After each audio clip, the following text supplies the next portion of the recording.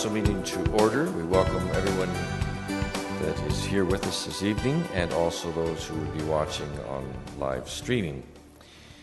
This evening we have back with us Favia Gonzalez, and she will be singing our national anthem for us. For those who are able, I would invite you to stand.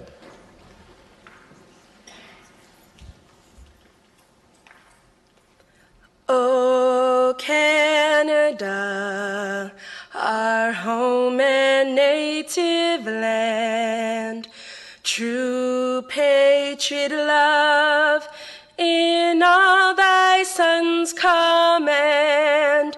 With glowing hearts we see thee rise, the true north, strong and free.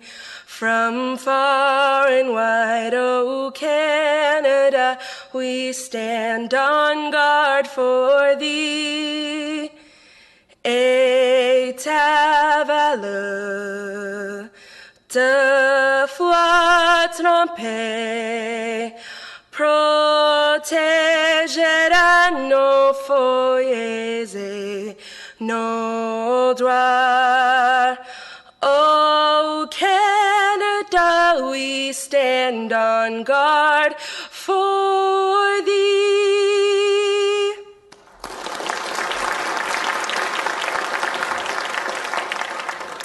Thank you once again, Favia.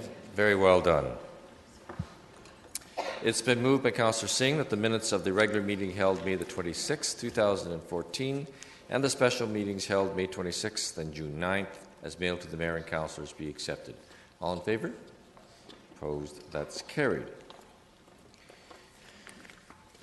Are there any declarations of pecuniary interest? Councillor Etherington. Through you, Mr. Mayor, one item of conflict on the heritage report for later in the meeting, and it's number 5, the issue involving a house at the bottom of Teresa Street. And the reason for the conflict is it's very close to my home in Victoria Park. Okay, so noted. Thank you.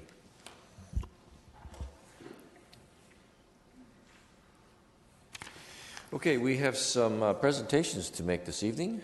First of all, I'll call on Janice Willett, our facilitator of volunteer resources, to begin the presentation.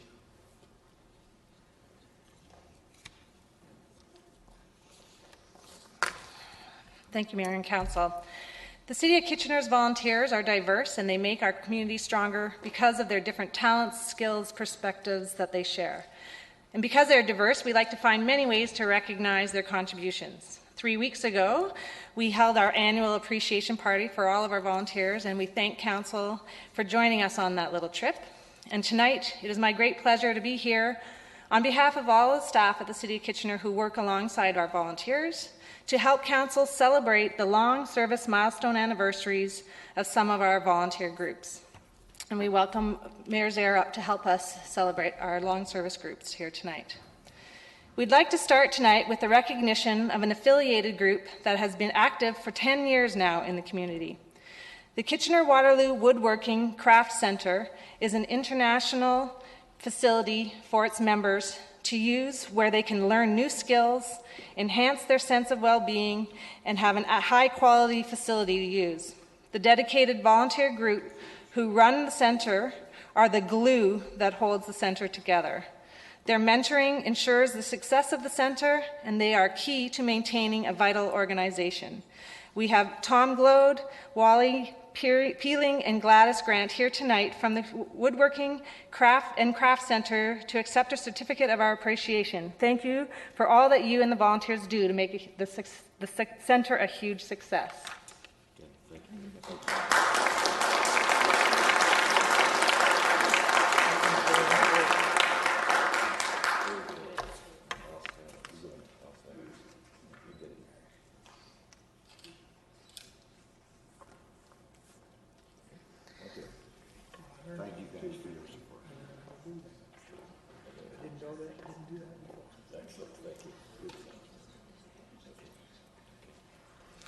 Healthy citizens make a healthy community.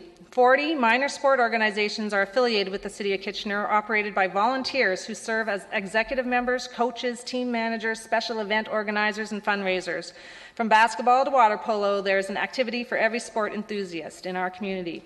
Tonight, we want to share our appreciation for those minor sports groups who have reached milestone years of long service to the community in 2014.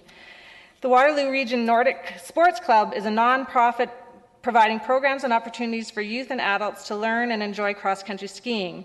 The club provides on-snow training and instruction for youth and adults, participates in races, organizes ski trips and tours for their members, and this couldn't be possible without volunteers.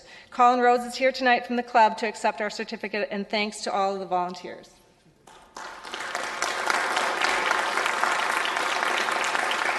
Since the 1970s, there's been T-ball in Stanley Park and one of the Optimist Club of Stanley Park's major programs.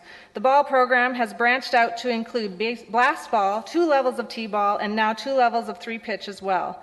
The Stanley Park Optimist Ball is 40 years strong this year, here to represent 150 to 200 coaches and volunteers who make it possible for over 500 players to participate are Carol St. Amour and Rick Wad, and we thank them and their volunteers for all they do.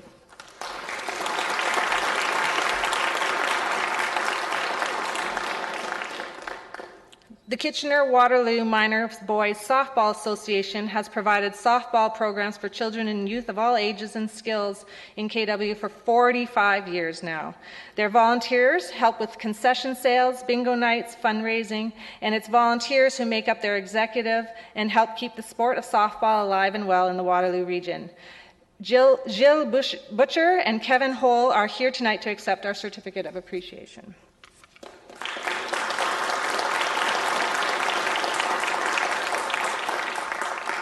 And tonight we are celebrating 50 years of service to the community by the Kitchener Ringette Association.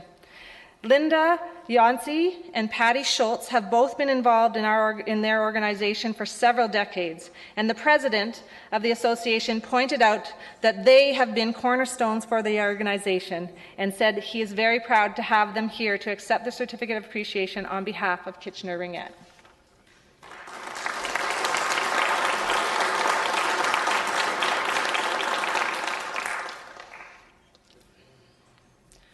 We invite Councillor Frank Etherington up to help with the next award. Kitchener residents enjoy a wealth of programs and resources close to home, thanks to a working partnership we have with volunteers from the many neighbourhood associations that operate across our community. Community Resource Centre staff work closely with neighbourhood association volunteers, and this partnership provides creative, safe, and enjoyable community programs that our residents of all ages count on. This year, we celebrate tonight the Cedar Hill Community Group. They are a neighborhood of volunteers working together to create a caring, healthy, safe, secure, and inclusive neighborhood. And they celebrate 25 years of service this evening. Thanks to Karen Taylor Harrison and Sally Gunz for being here tonight and accept our appreciation.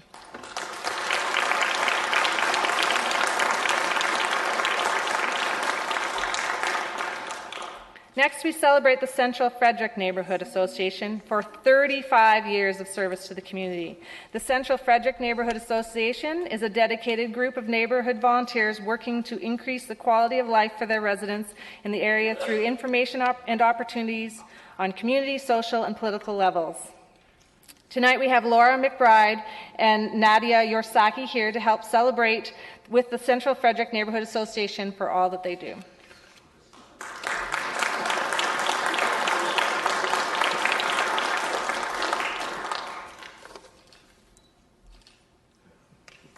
And finally, we celebrate Centerville Chicopee Community Association for also reaching the milestone anniversary of 35 years of service to the community. The Centerville Chicopee Community Association are volunteers from their neighborhood area who promote recreation, education, and social activities and encourage participation from people of all ages to foster community spirit. Their team of dedicated volunteers organize programs, special events, and are part of their board. And we thank Colin Baker and Robert Bruce for being here tonight to accept our appreciation.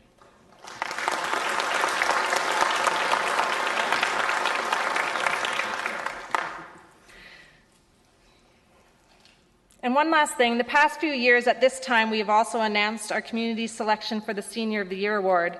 This year, the presentation was made at the Salute to Senior event held on Thursday last week, and we are proud to announce that this year's Senior of the Year Award for the City of Kitchener was presented to Ken Cressman for his many years of service to many organizations in our community in many different capacities. We congratulate all the volunteers here tonight for the work of their organizations and for reaching milestone years of service in the community.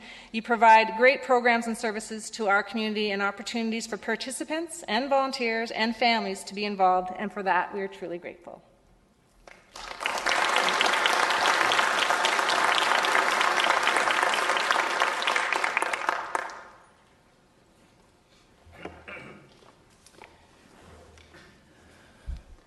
Well, my personal thanks as well, and for all of Council. Janice has said it well in terms of the involvement of volunteers.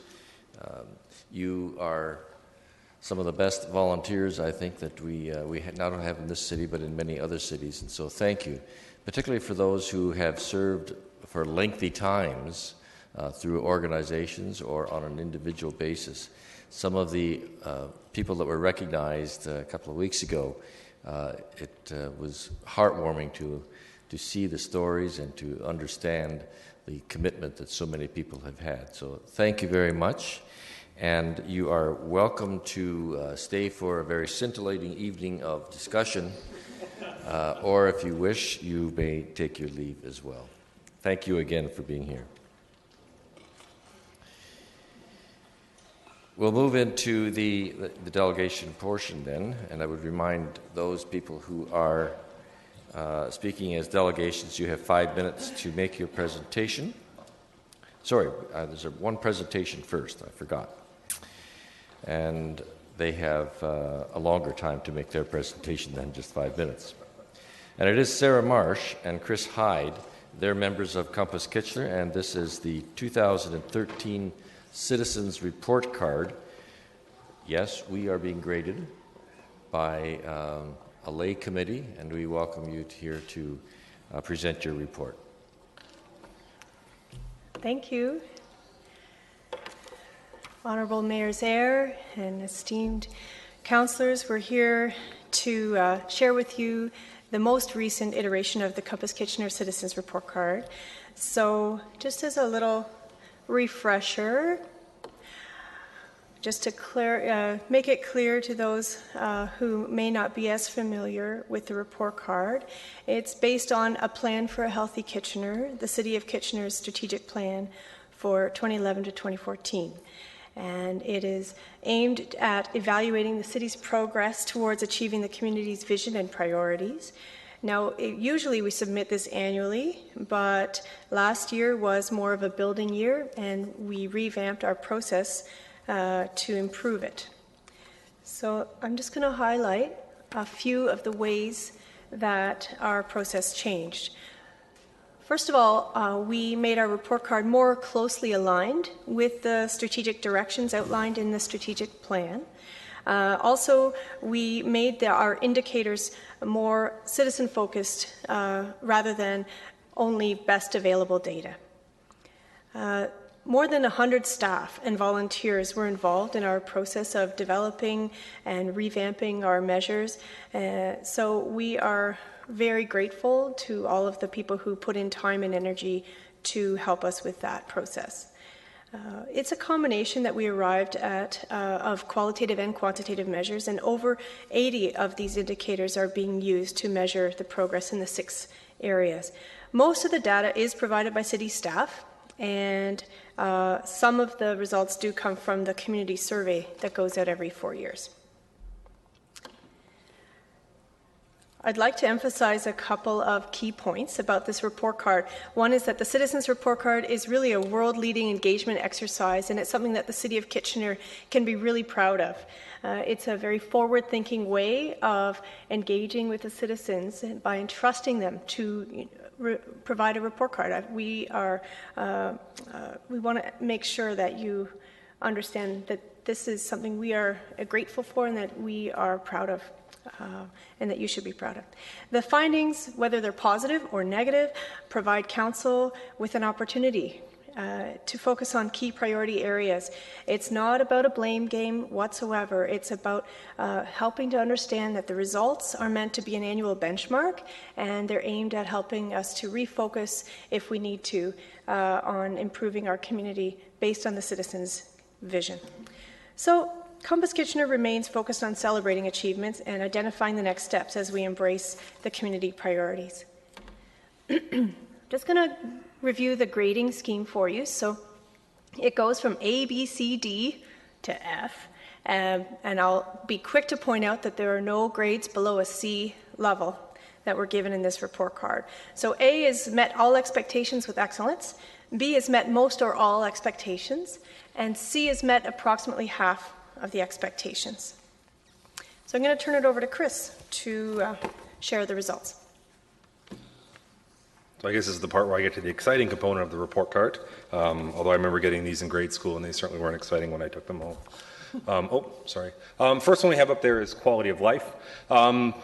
Overall, we had generally positive results towards it. There was great work on supporting the neighborhood associations, the recreation, leisure festivals, events. And that's something that we were quite proud of. And the data supported the feeling that many members of Compass Kitchener had in terms of evaluating this service. And we like to see that Kitchener supports the arts and culture as a community priority, and we'd like to see this continue going forward. Compass Kitchener, through the strategic plan, has said that arts and culture is a key component of the community, is a key component of Kitchener, and we'd like to see that continued support going forward. One of the other areas that we want to see expand is the leisure card access program. We think this is a great program and allows people of lower economic means able to access some of our great leisure programs that the City of Kitchener offers. And we'd like to see that expanded whenever possible. We think that's a great and worthy endeavor that the city can engage in.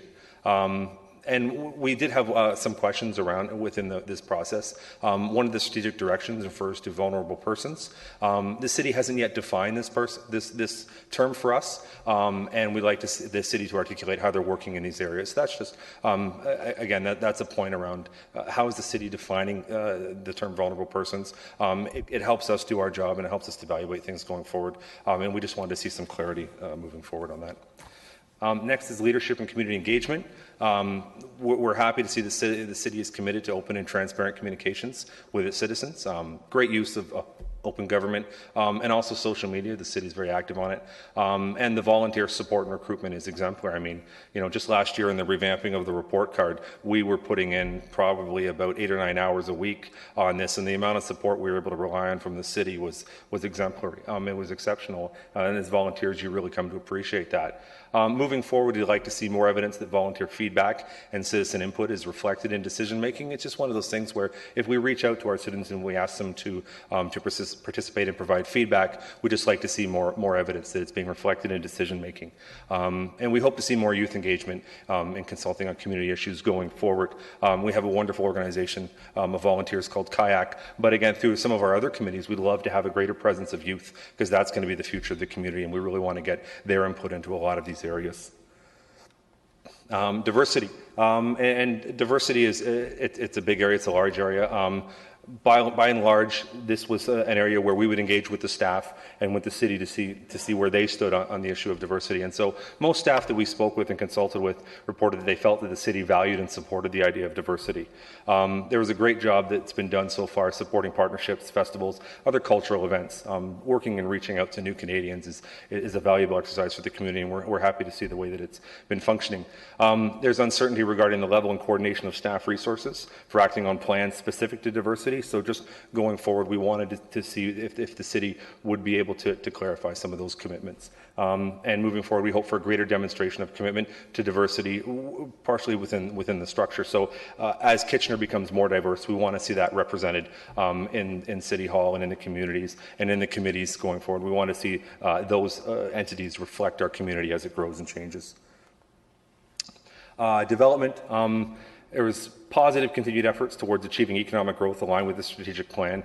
There was strong employment and participation rates and a diversified economic landscape. And the Transportation Master Plan positioned to maintain people-friendly and walkable neighborhoods. Those are something, the Compass Kitchener had a very positive view of the way that the Transportation Master Plan was creating these citizen-friendly and walkable communities and neighborhoods. The progress in the area of cycling and trails, we want to see this continue and expand.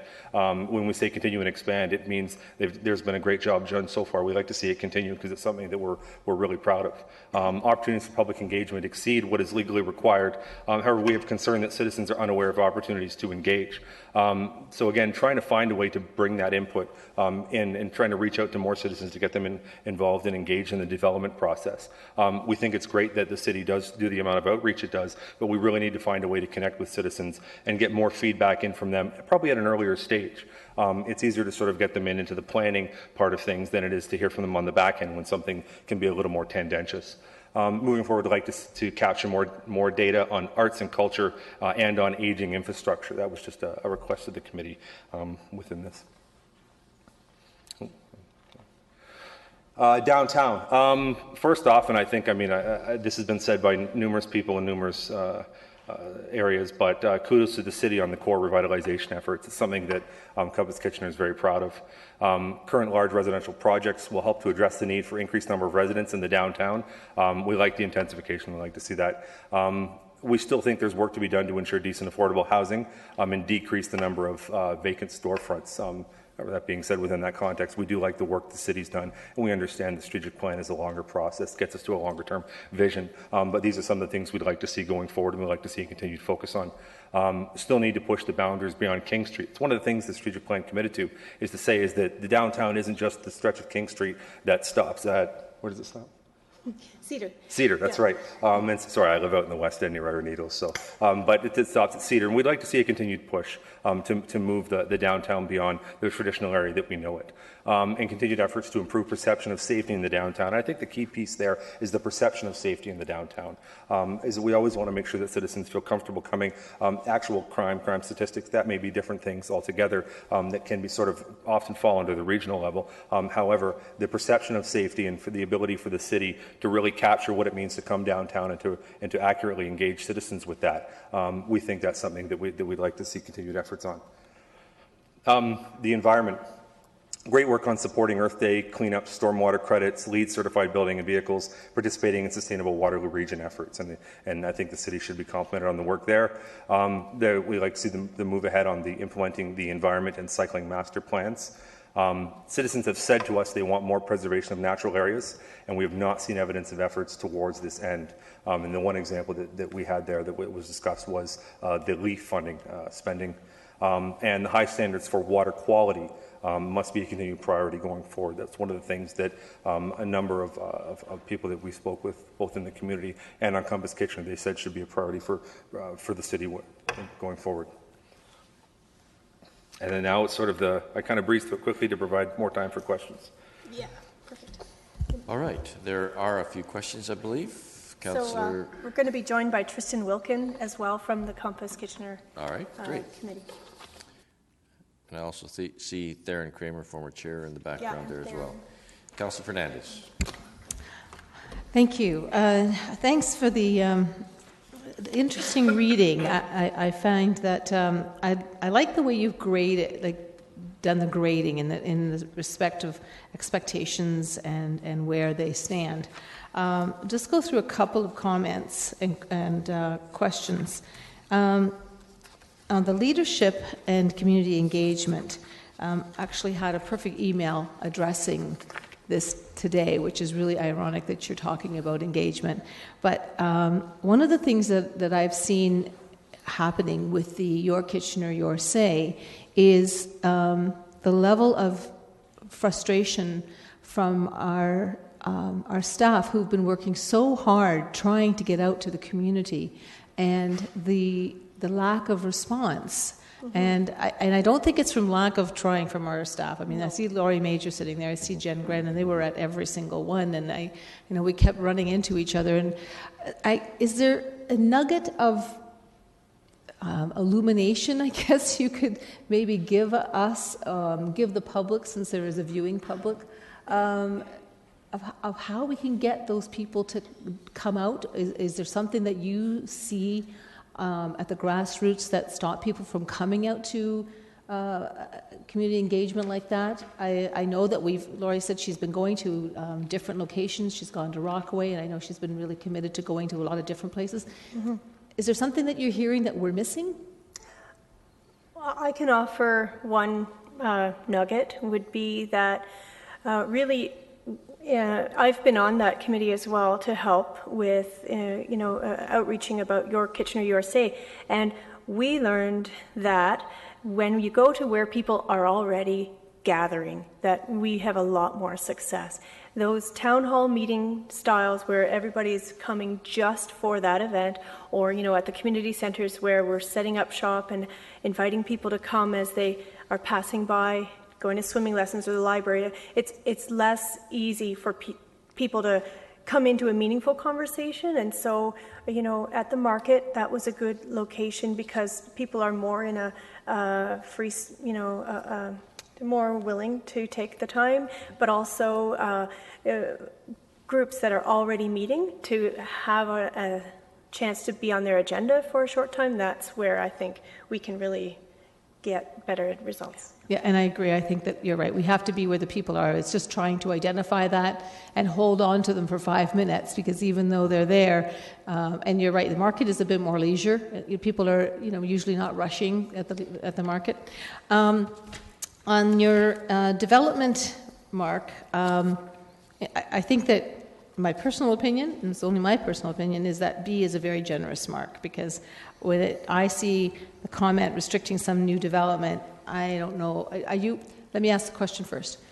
Are you talking about green development, like greenfield development, or are you talking about infill development when you're saying restricting some new development?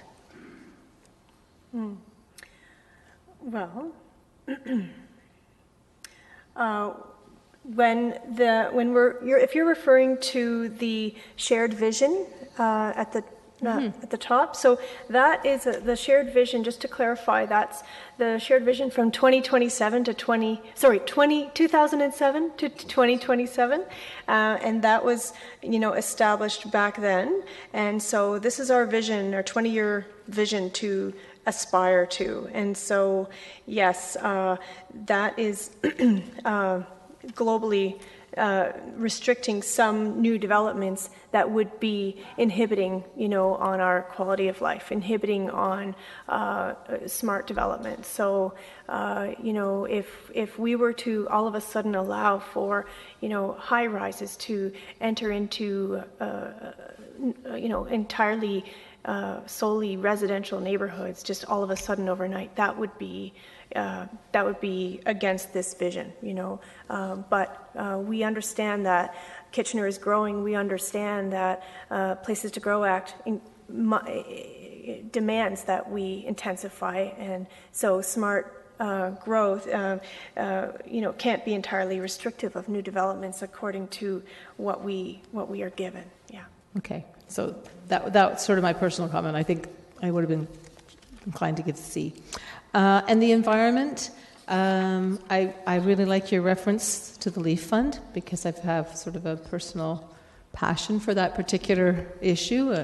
We won't say HV. I mean, we won't say what it is. But I like that you recognize that we are moving towards certifying more buildings with LEED, and you're recognizing, of course, the cycling master plan and the city's environmental plan. So thank you for grading us again. I think it's important that we have an opportunity to look at where we are, where we've been, and where we need to go. Councillor Glenn Graham.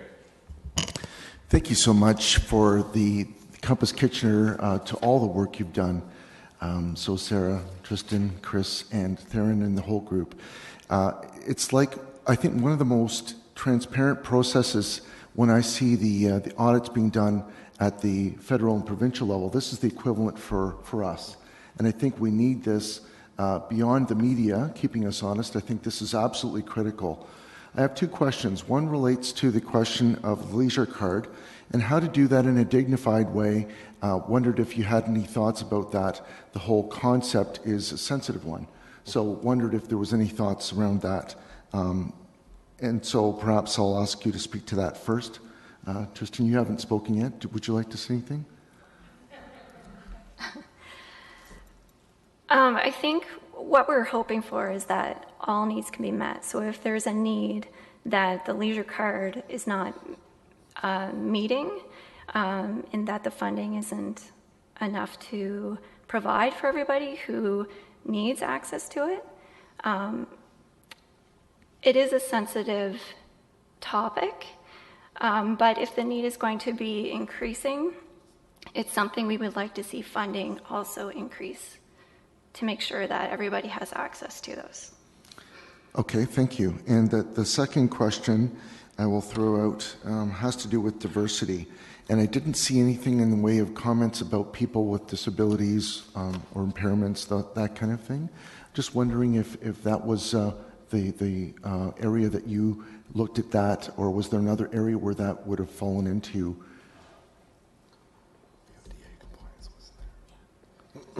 And just to respond quickly to that, is that one of the elements that we looked at in diversity was AODA compliance and how the city was doing it in regards to that. And I'm sure, as you know, AODA has been in for a number of years, and so compliance is actually one of the things that we think that the city has done well. And so it didn't sort of make the short list of comments here, but it was something that we did look at. Again, I think part of diversity and part of the strategic plan as a whole is building a community of access and access for everybody that's involved. So yes, it was featured in there. I just didn't make the list here. So just my final question along those lines, did you look at our website to make sure that that was compliant and it was as inclusive as it could be along the lines of, translation devices and things that would be welcoming and inclusive? Well, I mean, yes and no, because we didn't have all the languages that are offered on the website represented in our committee, so we didn't test the, level of translation per se, but we certainly looked at the website for accessibility. Great. Yeah, and so diversity, just to clarify, wasn't just focused on people with disabilities or impairments. It was, all marginalized groups. Right? Absolutely. Yeah. And I think people with experience in different kinds of sectors are absolutely critical. I just want to make sure they were thought of. Great job again. Thank you. Thank you. Councillor Etherington. Yeah, through you, Mr. Mayor, again, I would thank everyone for working on this report. I wondered if someone could comment on, I'm a little unclear of the use of the word uncertainty in the diversity score. Uncertainty as to the level and coordination of staff resources. Can you elaborate a little on that? Give me some examples if you can. Diversity was a challenging priority to grade, and the reason being, we know it's incorporated into a lot of aspects of what the city does, not necessarily just having one diversity strategy that's set alone outside of everything else that happens, but it was challenging to find specific nuggets of information, and I think the uncertainty was just how is it incorporated into everything the city does. That's a very Does that large answer your area, question? right? My other question relates to... We'd like to add one more thing. Sure.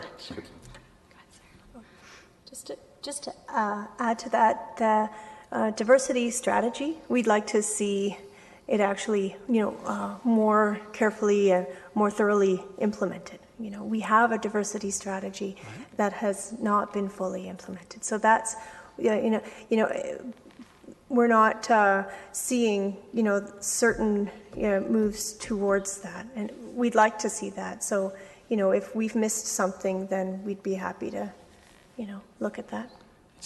It's very gentle wording. Like if we're falling down in an area like diversity, you should let us know clearer how we're doing that. That's the only comment I had.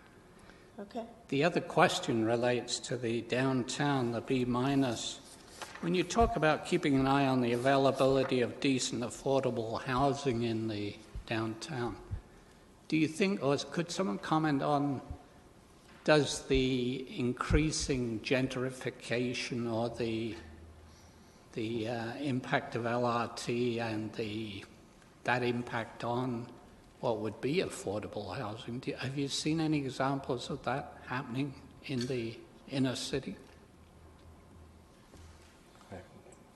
Absolutely, yes, we have. There are, affordable apartments that are being, modified to become more upscale condo style, dwellings, and we are seeing homes that are currently being lived in by the owners and being cared for, quite lovingly, with painstaking. It can be very.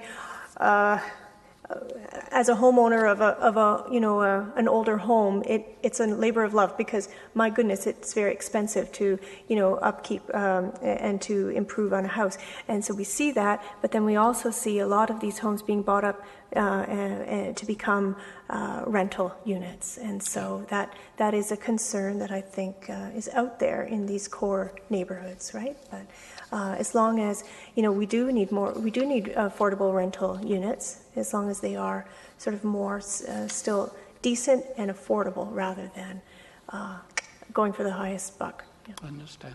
Thank you very much. Councillor Ioannidis. Thank you so much for coming in today and giving your presentation. I always look forward to this report card, because I think it gives us a good indicator on how well we're doing things. One question that I have, and again, it's been brought by Councillor Etherington and Councillor Glenn Graham, was regarding diversity, and being that it is the lowest grade that we received, is there any inclination that the city should be providing a certain position in that regard, like a diversity coordinator or anything like that? Has there been that type of discussions? I don't want to hog the stage. Yes, absolutely. And there were staff members at City of Kitchener whose positions are no longer there, and and they were responsible for diversity. And so we understand, from our understanding as volunteers looking in, we understand that diversity is still a focus of the city, but only under human resources. And our understanding of the Citizens' Vision is that it's not just about internal human resources. It is about outreaching to the whole community and ensuring that our diverse citizenry is, involved and engaged. And that does take coordinated efforts. Other municipalities have whole units that are focused on diversity, and ours has fallen short of that.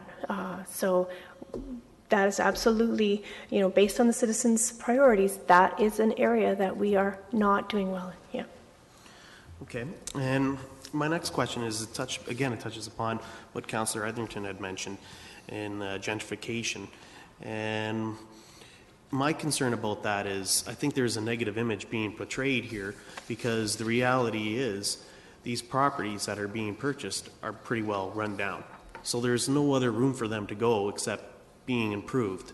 So I just have a little fear that perception is out there, and I think it should be a little more clear on, it's just not brand new properties being bought out and then being developed into something different. I think these properties are not in the best standards, and they're being raising the value in this community. So I think that's something that should be looked at. Yeah, that's a fair point. And I think the key word there is decent affordable housing. So, absolutely, if the places that we see in the downtown core are dilapidated, they're not very good for living for anybody. Right? Okay, one last speaker, Councillor Singh. Well, thank you. And again, thank you to the entire group for your extensive work on this. And it's good to know that you guys are keeping us honest. I like to say I would have liked to see better marks. I can't necessarily say I could take this report card home to my dad. He would have liked to see more A's, but that's okay. Quality of life, obviously it's a B-, and I've seen that last 4 years in council, that City Hall tries to be as responsive as possible. And one way that we're as responsive to quality of life of our citizens is through supporting of our neighborhood associations and community centers. Do you think there's a little bit of a deficit or lacking there, and that could fill some of or address some of the issues that the report outlines? In terms of support for the neighborhood associations and Further community support centers? to neighborhood associations. Correct me if I'm wrong, but the neighborhood associations were quite happy with the level of support that they'd received, actually, and community centers. I mean, I'm sure if you ask them, they'd say, sure, we'd love more support. But they actually gave us, and I think that was the beauty of the report card, is that we didn't know any of the data or any of the findings or any satisfaction levels going into this. We laid out a framework that was based upon the strategic plan, and the feedback came in. And so we were actually quite happy to see that the neighborhood associations felt that they had been supported. We know that the volunteer outreach and the neighborhood association outreach that the city does, I mean, hand in hand, they're pretty well done. And so all the feedback we heard from neighborhood associations that spoke with us was that they were happy with it. Would they take more? I'm sure. Sure. I'm really glad to hear that, because I think that's one asset that this corporation has that we would not be able to replicate had we had to pay for it. So enough can't be done. And as for leadership and engagement, community engagement, I think it's been kind of talked about, but never really happened in this term of council. But council meetings or committee meetings happening in high schools or at community centers. You know, obviously you can't do all, but once in a while. Do you see that as a right direction in addressing this? I think that's a great endeavor, because you take the decision making and the discussion is equally as important, and you take it out into the community so people can see and they can interact and perhaps provide feedback. I mean, again, if we expect the citizens to come, you can get a small group of dedicated citizens who will come to City Hall on a regular basis to partake and watch in these meetings, absolutely. But if you take it out and you have those discussions amongst the public in a friendly setting, I think that's a great idea. And I think it's in addition to the social media in terms of council decision makings. It's probably not always going to be. It's not the silver bullet, right? I mean, people only engage on social media usually if they find it interesting or they're adhered. So taking that discussion out to where the people are, I think, is a great idea. That's great. And as for diversity, you know, I would like to see a better grade there. But I think sometimes the difficulty of it is we have an ever-changing mosaic of what this community is. So it's always a moving target. It's never always set. You know, you can try to achieve something, and then obviously there's additional parameters that continues to be added on. So it's constant work. And one thing I've actually engaged staff on and dealt with them as well, and they've given me confidence that this is something that would be coming, is a welcome banner on top of the for our website, just in various different languages. So it corresponds to the welcoming nature of this community. And I think that's probably going to be coming sometime soon. Oh, that's great. So thank you to the group. Well, thank you very much to all of the people that have been involved with Compass Kitchener, not only this year, but for the entire term. And your work is really appreciated. I was a little surprised at some of the grades given the comments that have been made verbally and in writing. However, I have learned since I was in grade school to never question the teacher, or when playing hockey, never question the referee, or when in court, don't question the judge. So you are the judge, the referee, and the teachers. So we do accept what you have here. In terms of, I think one of the engagement, public engagement, the social media which we have engaged in more recently has helped significantly. And in fact, live streaming of this evening's meeting, as an example, would be very difficult, if not impossible, to do at remote areas if we were to take it around the city. So we have actually probably made ourselves accessible to many more people in the past year, particularly. So thank you again for being here.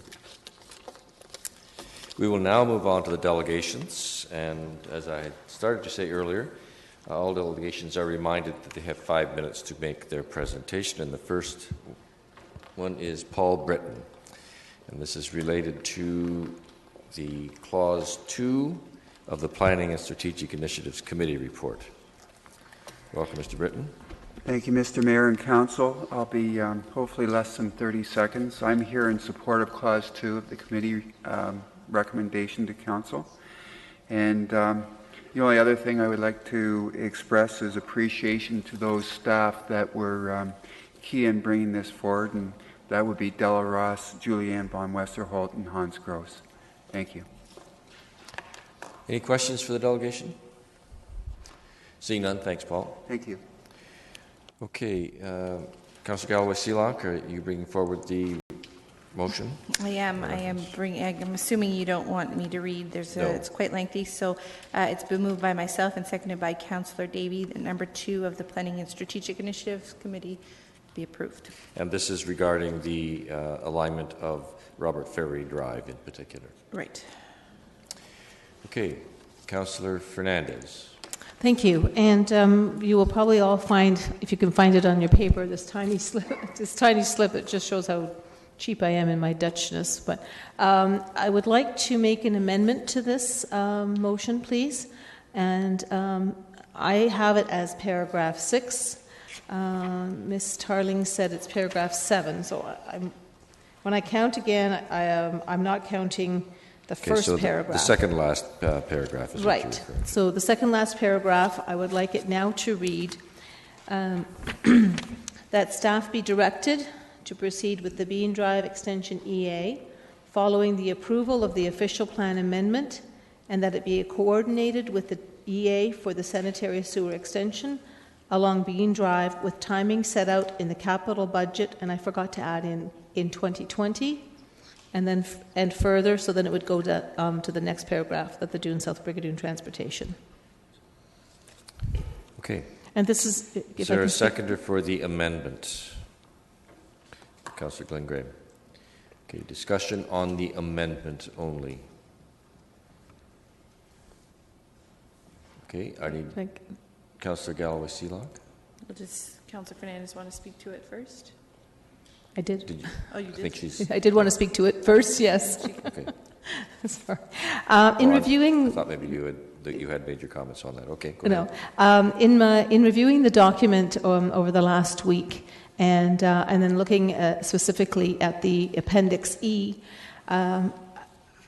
and understanding and looking at the video from last week, I realized I made a bit of a muddle last week about all of this. So I wanted to be very clear that what I want to see is that we recognize that it's in the capital budget for 2020, that it not be moved forward because of that's how we've set our capital budget forecast. And I think it's really important that looking at the history of the neighborhood over the last 25 years, it has been very clear that there is not a lot of support. I don't know that I really want to see an independent EA done on the Bean Drive. I think it is crucial to the proper municipal process. And that's all I have to say. Okay. Councillor Galloway-Seelock. Yeah, I don't necessarily have a problem with the overall intent of the amendment. I do have concerns with adding in 2020 because the timing is set out in the capital budget, which is in 2020, and council will have a chance to review that on a year-by-year basis. So I would request that the in 2020 be dealt with separately, because I believe that council will continue to have the opportunity to oversee the timing of this extension and potential EA moving forward. Each year it comes up in the capital forecast. So I don't want to tie us to 2020 because it could be later, and it could, it has the small chance to, I shouldn't say small chance, but it has a chance to come sooner, but council will have the opportunity to review that when the capital budget comes forward every year. Okay. I see no other speakers. I would just comment on the amendment as well, that as we know, capital budgets change from time to time. As long as it is tied to the capital budget, and the spirit of the amendment, I think, is in order. But to put a specific year in there takes away from the spirit of the budgeting process, and so I would not support the amendment. Mr. Wilmer. Perhaps it would be clearer if we understood the intent. So if Councillor Fernandez's intent is to acknowledge that the current capital forecast has this project in as 2020, that's a statement of fact, and that would be appropriate. If the attempt is to bind the next council, that this council cannot do that. Yeah. And that was actually behind my comments, that the budgets will change, and from time to time either bring them forward or delay them, as we always have. Councillor Fernandez. Thank you. Mr. Wilmer, so what I'm understanding you're saying is that I'm stating a fact that it's in 2020, but the last part of your sentence I kind of lost. So you're saying that I'm trying to bind future councils to this motion, to this recommendation? Mr. Wilmer, I'll put you back on there. Okay. Thank you. No, I'm saying that if it was your intent to say that this project is scheduled for 2020 and that can't change or shouldn't change, that would be an inappropriate act of this council. So the council revisits its 10-year forecast each year, and the incoming council has free rein to manage its 10-year forecast as it sees fit. So I think that it would be appropriate if you simply wanted to acknowledge that the current 10-year forecast has this project in 2020. That's perfectly appropriate. Okay, and so what is your suggestion in terms of, I mean, I don't think I need to change anything because I'm really just stating that it's set out in our capital budget in 2020. I would say that it is further acknowledged that the current capital forecast includes this project in the year 2020. As opposed to with timing set out in the capital budget. Right, that seems a bit vague and may be subject to interpretation as to what does that, with the timing to be set out or with the timing as now set out. It's right now it's too vague to be clear. I think that probably accomplishes what you're after. There's been so many amendments of this motion, I'm beginning to feel like I can't put a proper motion together. I apologize for sounding a little petulant here. My intention here is to ensure that the proper municipal process is set out. That we've set a capital forecast of 2020 for Bean Drive to be started as an EA. There's no guarantee. This keeps it open so that when an EA moves forward, we have all the options, including the do-nothing option. And I don't want to tie us to not being able to look at all of the opportunities and all of the options, because by the time 2020 comes around, even in reading this documentation, there is not a lot of reference to transit in terms of how Bean Drive and how our traffic studies and our numbers are going to be impacted by LRT and by the traffic movement.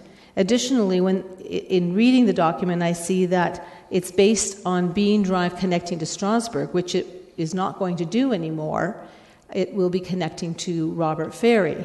So I'm wondering if there's a bit of a misunderstanding and some confusion that is going to come about if we're not really clear about where this future alignment will happen. Until Robert Ferry is in place in the westerly connection, I don't think we should be doing anything with Bean Drive because it's going to connect to nothing. And at present, it sits at a dead end. There's no additional traffic going to that dead end.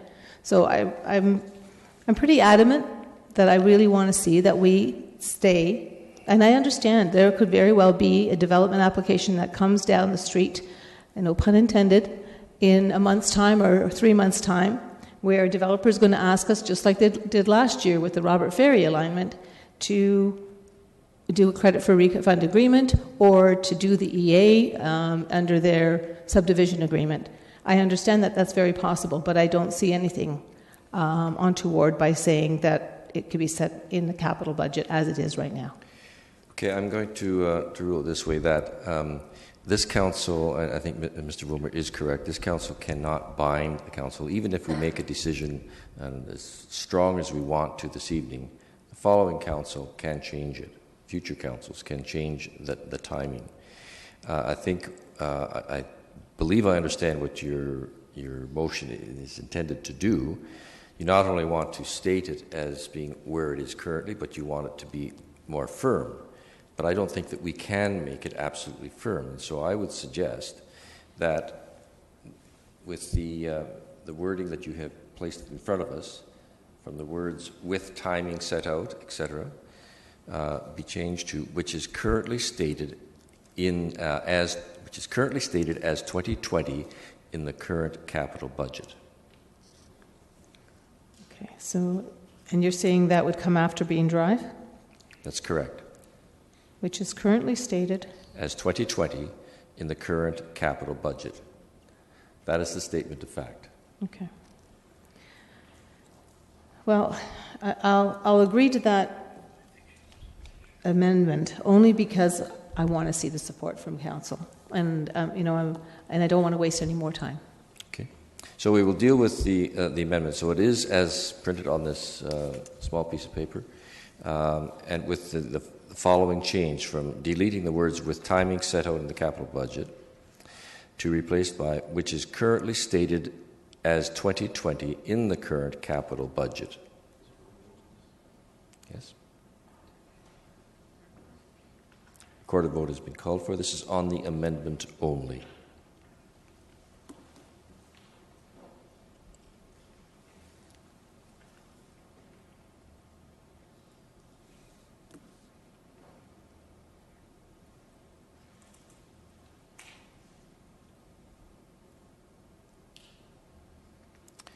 That carries unanimously. Now to the main motion. Recorded vote, I assume. Okay.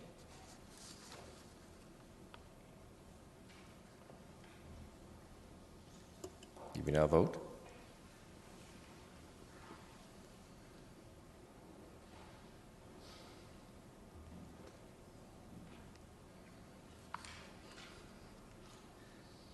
And that, too, is carried unanimously. Okay.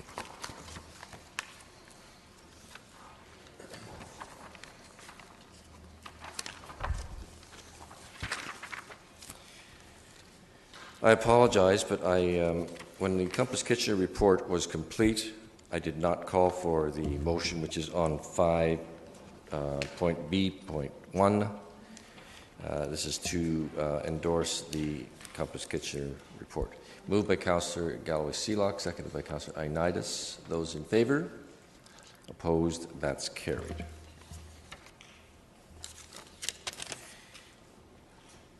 We have, I believe it is 3 unregistered delegations. Delegations that just signed up this evening. The first one is Heather Campbell, and this is related to the heritage permit application.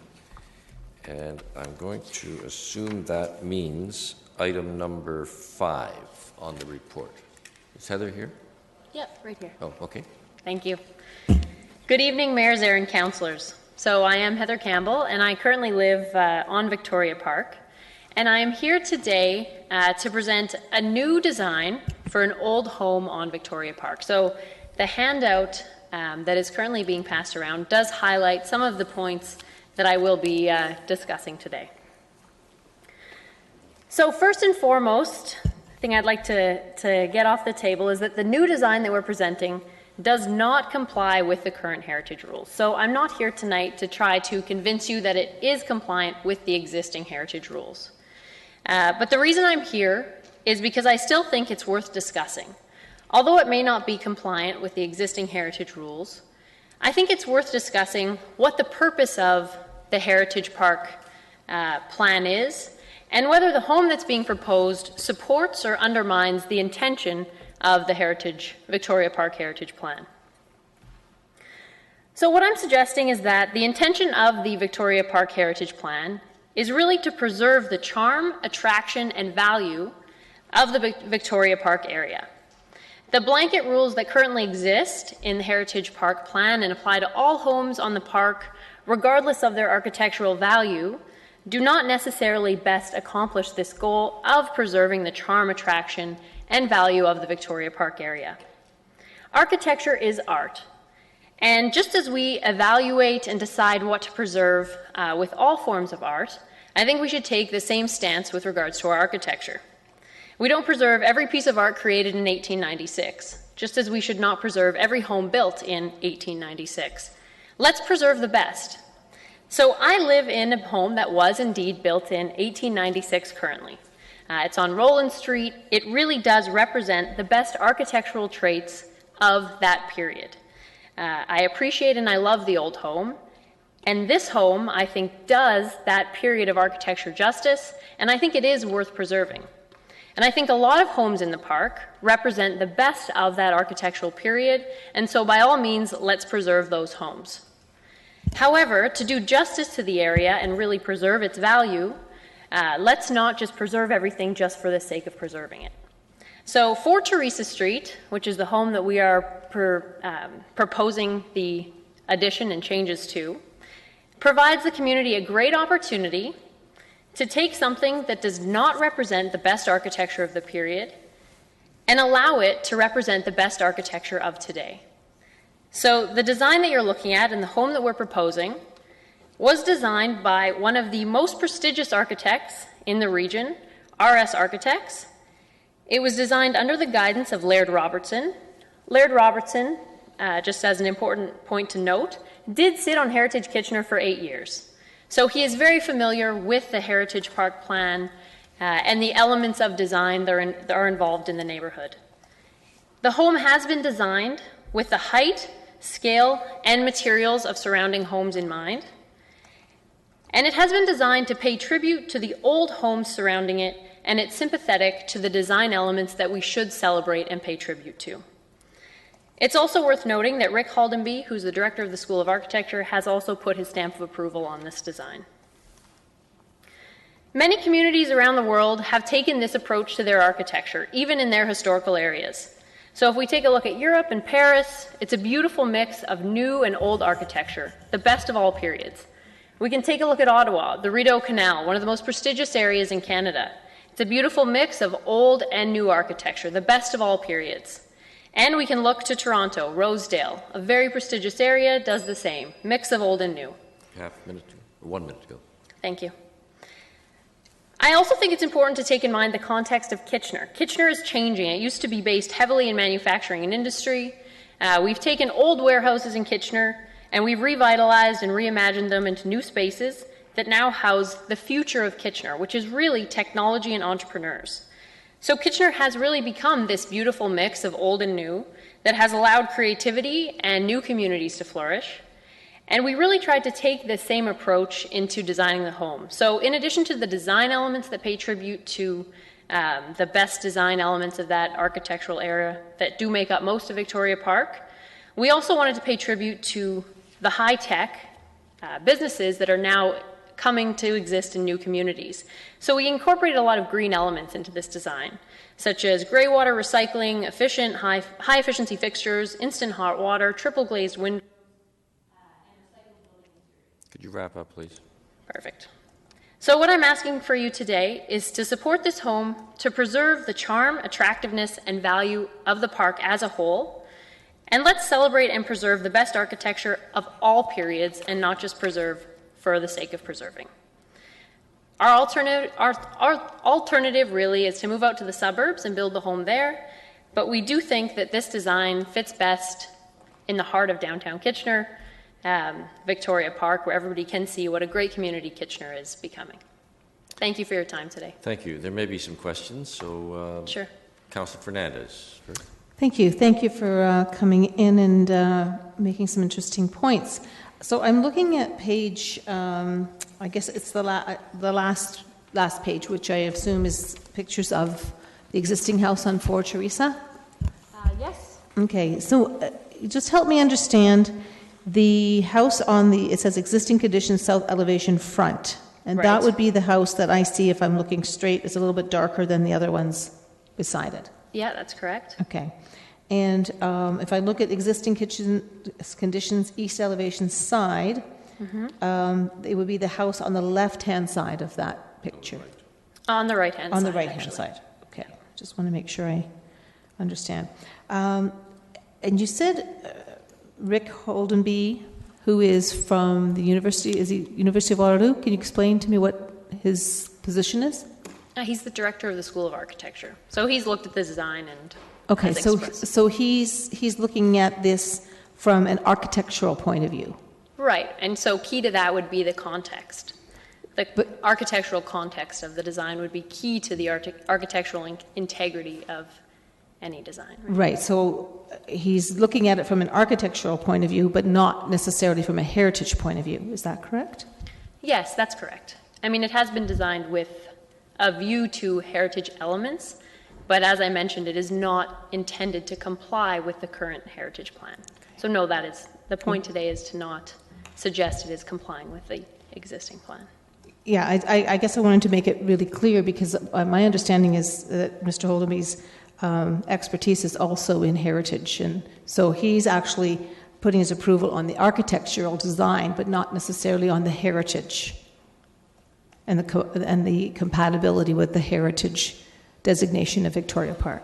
I would say compatibility would be something that was taken into account given the context of the location.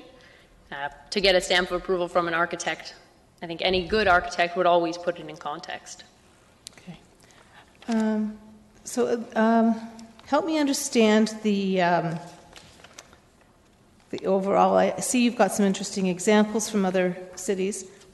Mm-hmm. The front elevation, how does that complement, I suppose, the existing neighborhoods where I see the split roof and the front porch, and you're using quite different materials from the looks of these pictures than the materials that are used in the existing house?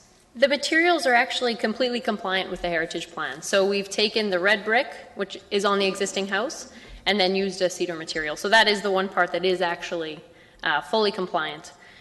As far as design elements go that are sympathetic to the other homes in the area, the architect is likely best to speak on that, but I know that in discussion, they took into account the roof line. That was a big one. They wanted to make sure it had the sloped roof line, the placement of the windows. The first portion of the house is actually very similar. It is the existing house. So the theory behind it was, let's keep the first floor of the existing house as is, kind of insert an addition onto the second floor, and then the third floor resembles the existing home, but kind of in a contemporary interpretation of it. Okay. And just so that I understand, to the left-hand side of the picture, I guess this would be the front-facing picture of the house? Yeah. Is that a garage on that side? Yes, there is a carport on that, and that has already been approved by the previous homeowner. But there's no carport on the existing house? No, there's not, but it has been approved to build a carport previously by council. Okay. That's all the questions I have. Thank you. All right. Councillor Yunetsky. This plan and drawings that we have before us, were these the ones that were tabled before Heritage Committee back a month or so ago? Yes. Or are they revised from that date? No, these are the same ones that were tabled in front of Heritage Kitchener. These are the same ones. So Yeah, same Heritage Committee recommended refusal of this then? Yes, but that was my point today, that, no, it does not comply with the heritage rules, but what is the spirit of the heritage plan, and what are we trying to accomplish on the park? And so, no, it's not a heritage building, but I think it's worth noting that it's a beautiful design by a very well-accomplished architect, sympathetic to the area, and really, the existing home does not have much architectural value, so what's the harm in replacing it with something better and more beautiful? Okay, thank you. Yep. Councillor Ioannidis. Thanks, Heather, for coming in. And I wish these designs were a little bit. I wish they were in color. It would have been probably give a better representation. I don't disagree with you at all. I totally agree with you. Actually, I think we're a little too stringent on heritage, and I think you put in some perfect examples. This is done throughout many other municipalities throughout Canada and the United States, that there can be a mixture and definitely. Respect. And you put it. This is the washroom, and that they look pretty compatible to me. So Yeah. I guess my one. And it's actually the same architect, which is interesting to know, Yeah. as the washroom. Do you have a question? I guess my question is, you mentioned about Rick Hallenby, and what's his role with this? He just said he liked it. We sent it to him and asked if he'd support it, and he said, yeah, it looks great. Okay. And he is a resident of Victoria Park, is he not? He is, yeah. Okay. So he would understand better than most people what this means. Yeah. Okay. I would Thank say you. that's fair. Councillor Gazzola. Is this your home? Not currently. Currently, I'm living in another home, but it will be my home, hopefully. It's really different. Thank you. Yeah. Do you realize that it's in a heritage district? Yes. Do you know what a heritage district is? Yes, I do. But this doesn't fit in the Heritage District. Not given the plans that exist today, no, but that was my point, is that perhaps we need to reimagine our heritage district. I think, the Rideau Canal, let's talk about one of the greatest heritage districts that exists in Canada, right? The houses along the Rideau Canal. It's a beautiful mix of old and new. So that's kind of my point. But it's amazing what we could do with it. I just want to say, Laird Robertson was on Heritage Committee. I sat on that committee with him for 4 or 5 years. Yeah. And does he work for you? He designed the home. So he's working for you. Yes. So he's pretty much going to agree with you. Well, he designed the home, so I mean, his architectural reputation's on the line, so I would say that's up to his integrity to decide. Yeah.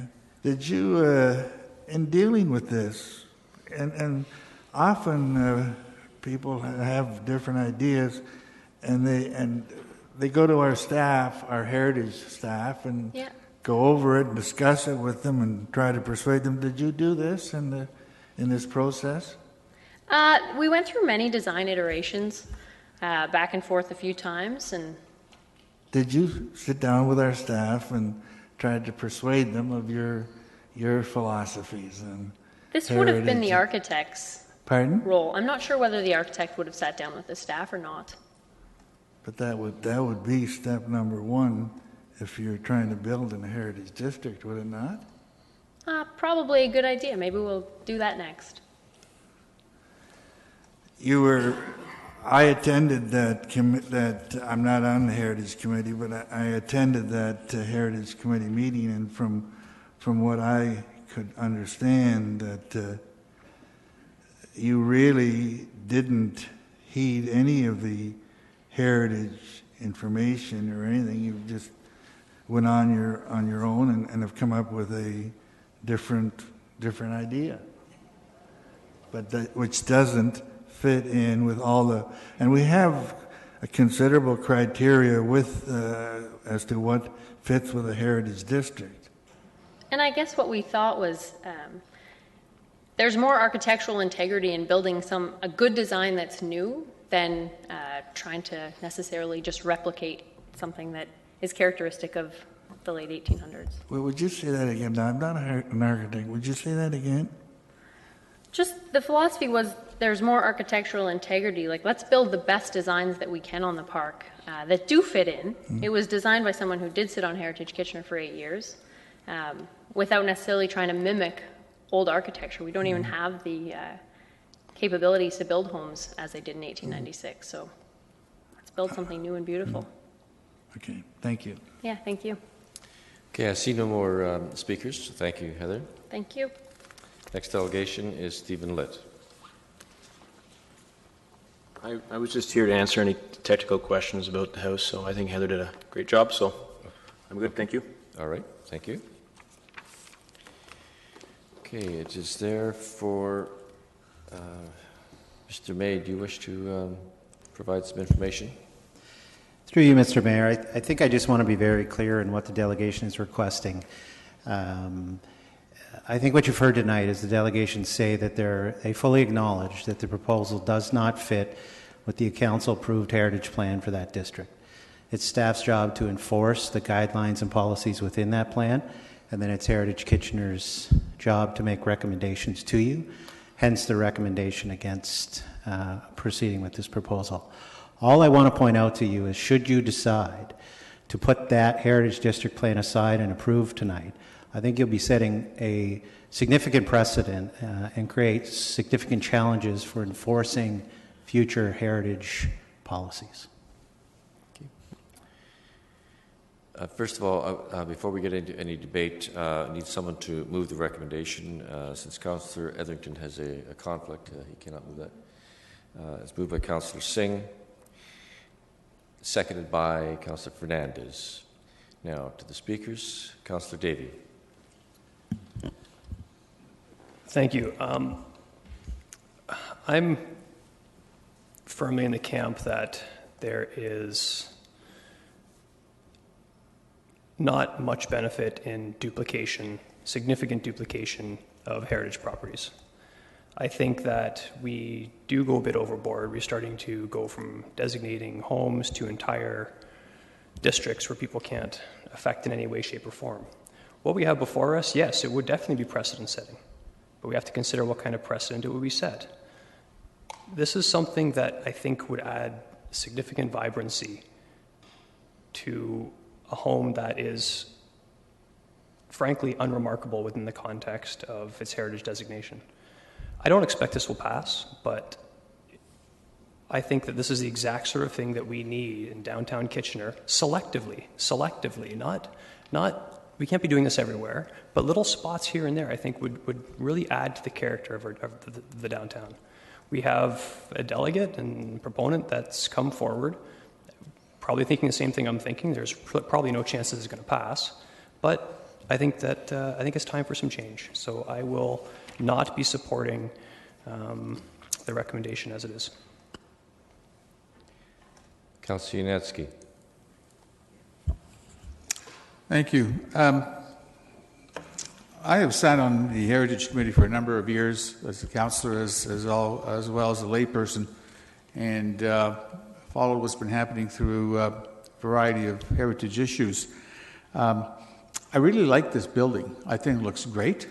I like the modern style and design of it. It has interesting features. Seeing some of the other designs that you have in here, I think it looks great too. Unfortunately, it's in the wrong spot where you're proposing to put it. I really can't support going and recommending this. I'm going to support the recommendation of the Heritage Committee. I think if we deviate from it based on the number of years I've been on that, and I haven't seen much of any deviation in terms of going to something of this very modern style that is totally in conflict with the heritage criteria. I think this is getting way beyond the intent of the heritage objectives. So I'm prepared to support the recommendation of the committee. Great design, wrong location. Councillor Gazzola. Yeah, I think it's quite clear where I'm coming from. I can't believe what has transpired in this particular situation. For a number of years, this community has dealt a great deal with heritage. Heritage has been an important factor. As a matter of fact, previous councils have come under a great deal of wrath because they did not save the old City Hall, which was a heritage institution.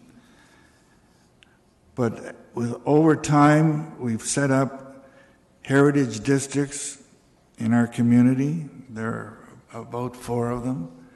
And the councils of the day went to a great deal of work to set those up. And if we're not going to support those, we should never have done that, and we should do away with them.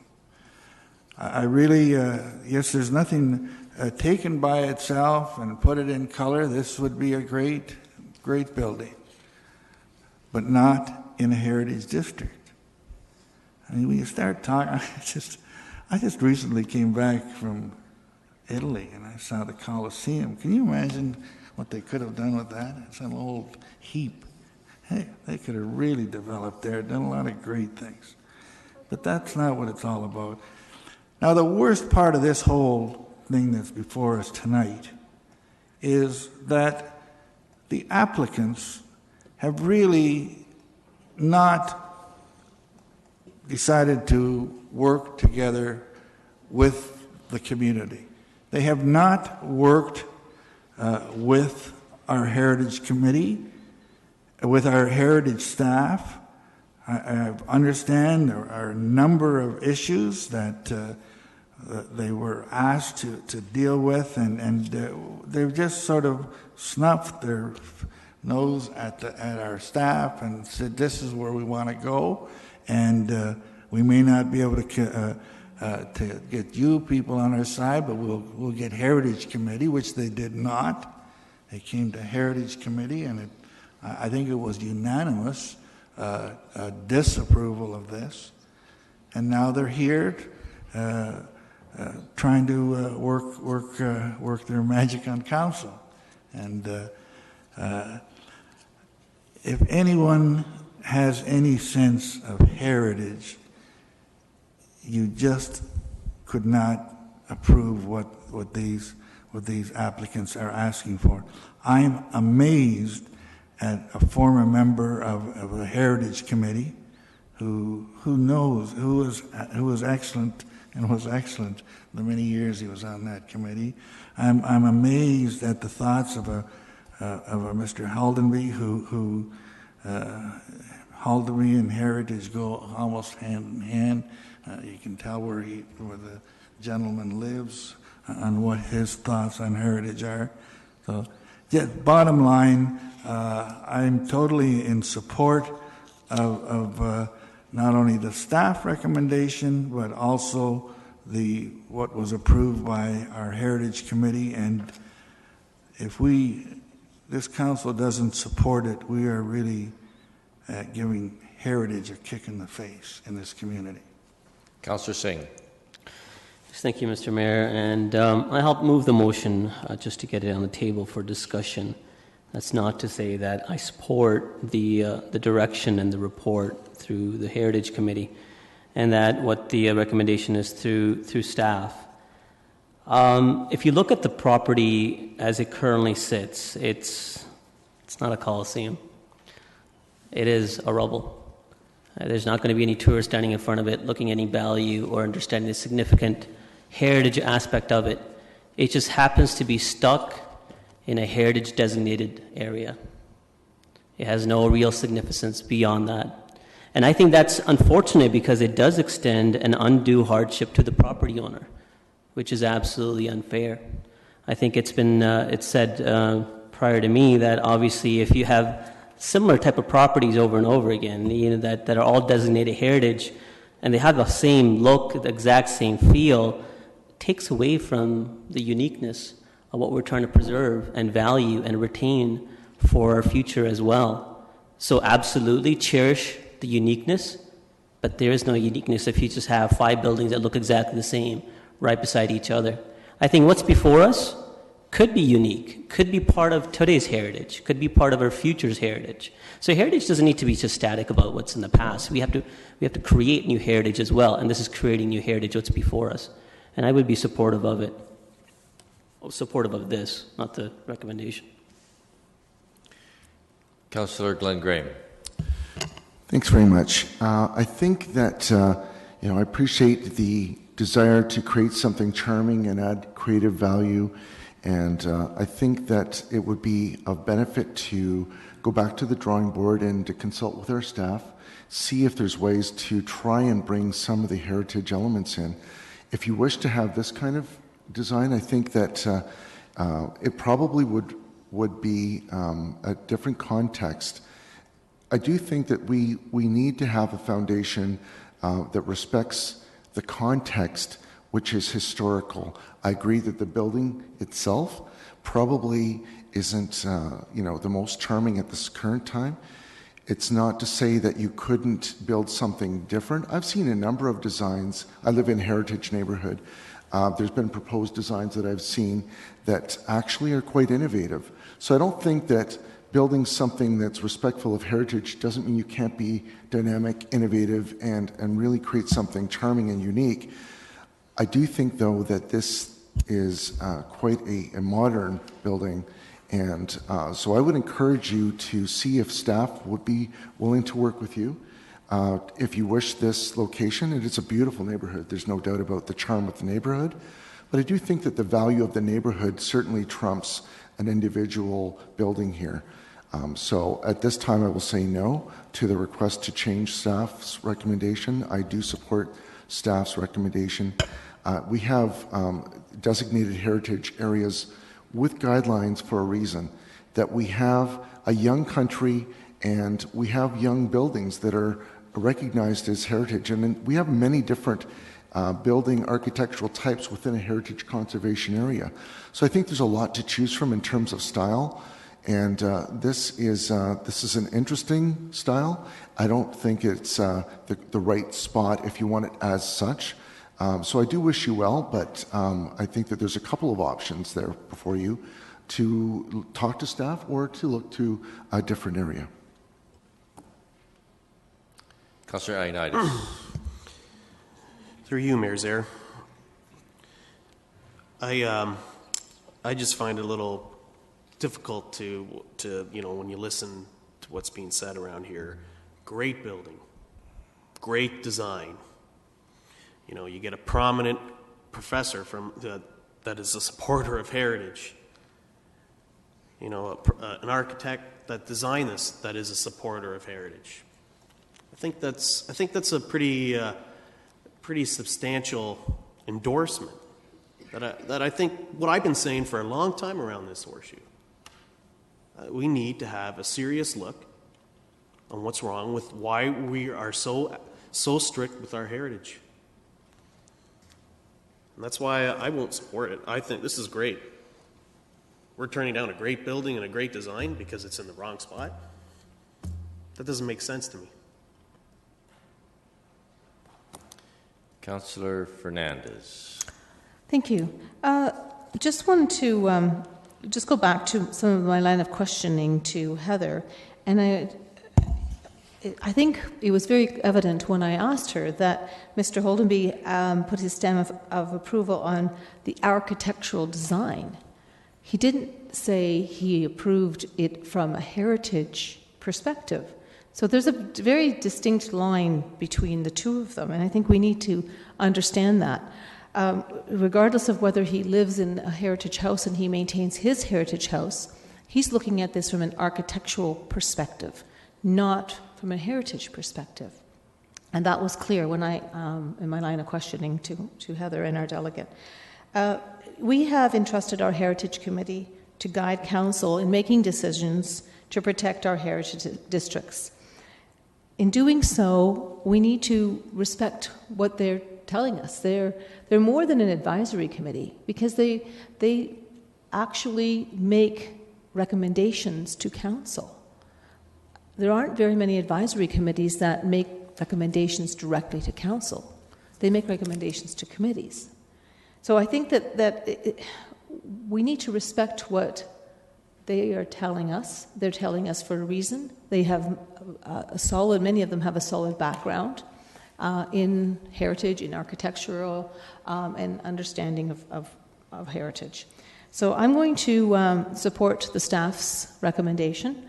I am concerned that, as Mr. May suggested, that we could be setting a dangerous precedent. Notwithstanding that, as many of us have said, this is a very interesting building, it's very unique. But we've set aside heritage districts for a reason.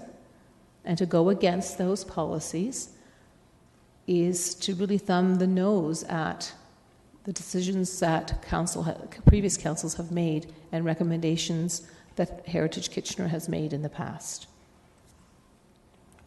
Okay, I have no further speakers, but I will make some comment. Had the occasion to speak to Mr. Litt a week or two ago. I'm not sure. I think it was before it actually went to the Heritage Committee. I'm not certain. And my opening comment to Mr. Litt was that that I like contemporary buildings.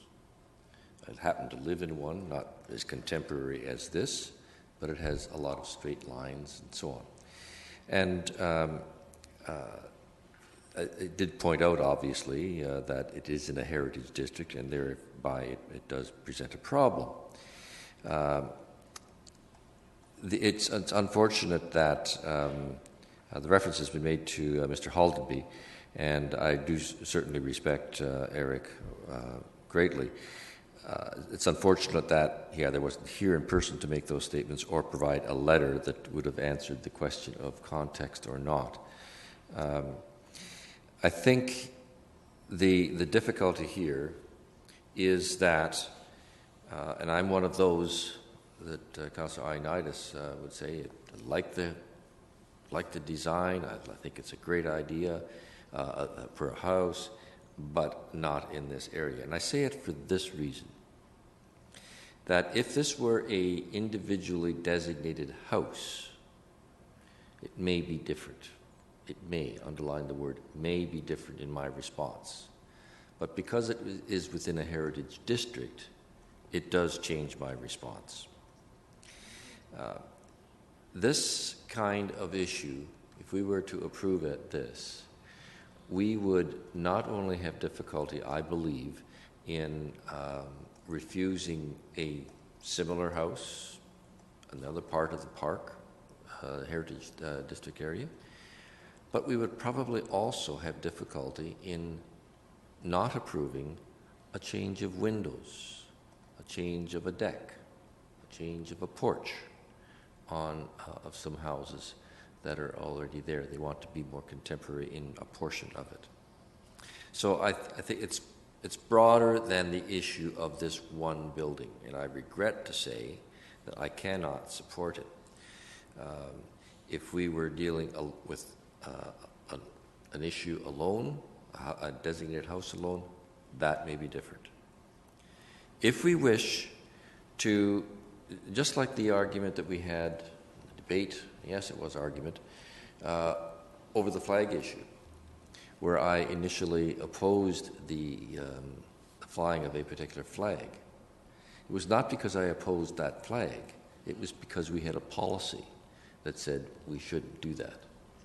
So we said, let's take a look at the policy and see whether or not that policy should change, and therefore it was allowed. So it's in the same context here. If this is the kind of thing that we would like to see as potential in our heritage districts, then we should take a look at that policy, the heritage district policy. That's the most important way to deal with this, not on an individual basis and make the exception, which then throws everything out with the bathwater, baby out with the bathwater. So I will be supporting the recommendation on the floor. And I do that regrettably in some sense, as I just said, because I do like the design, and I don't think my comments are therefore inconsistent because I work on the basis of a policy. Recorded vote has been asked for. This is to deny, refuse the application. This is to refuse the application. The motion is to refuse the application. So if you agree with that, it's yes, obviously.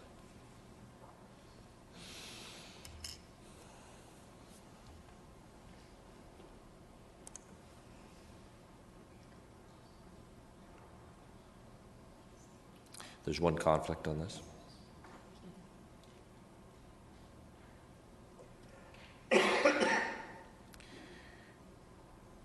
Those in favor of refusal, please stand. Those opposed? The motion is carried.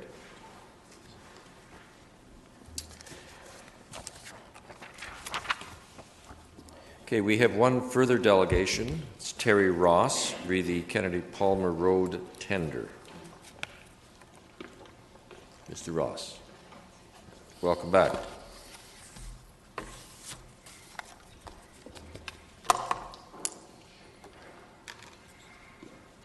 Greetings again. I'm thinking I should get a chair around here sometime. There's a way to do that. It's called an election. Well, I'm 55 now, and I'm feeling like I'm fighting in a sandbox for my neighborhood. So this past Tuesday,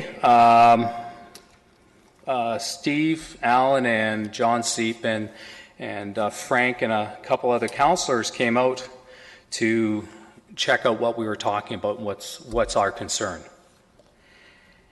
And I had sent out a mass email to everybody because the time was changed, and so I'm assuming that the other councillors that didn't show up, it's because of the time change.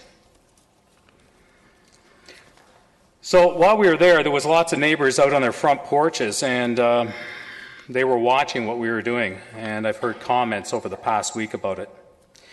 Our solutions I actually drew out on the road and my driveway, as well as all the measurements for the proposed sidewalk and boulevard where it's going to go. And remember that 42 out of 44 of us were not heard.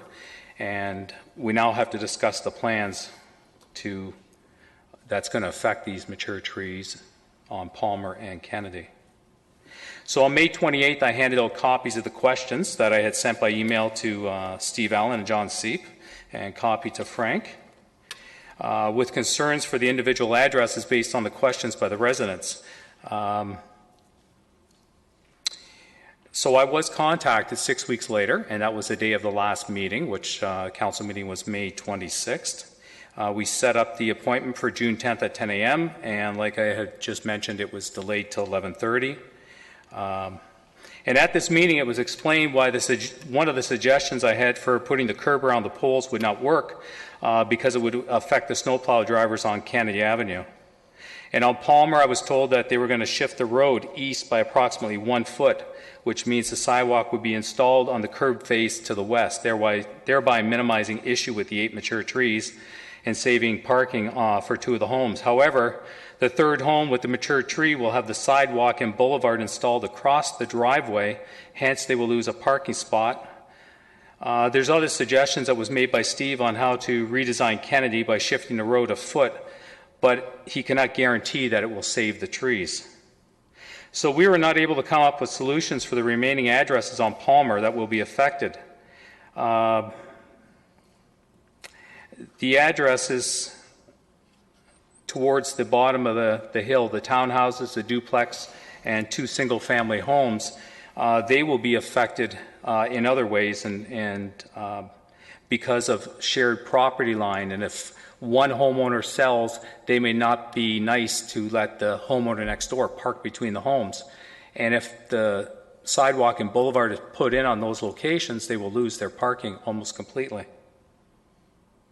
I've been told again and reassured by Steve and John that discussion can take place after the tender is accepted.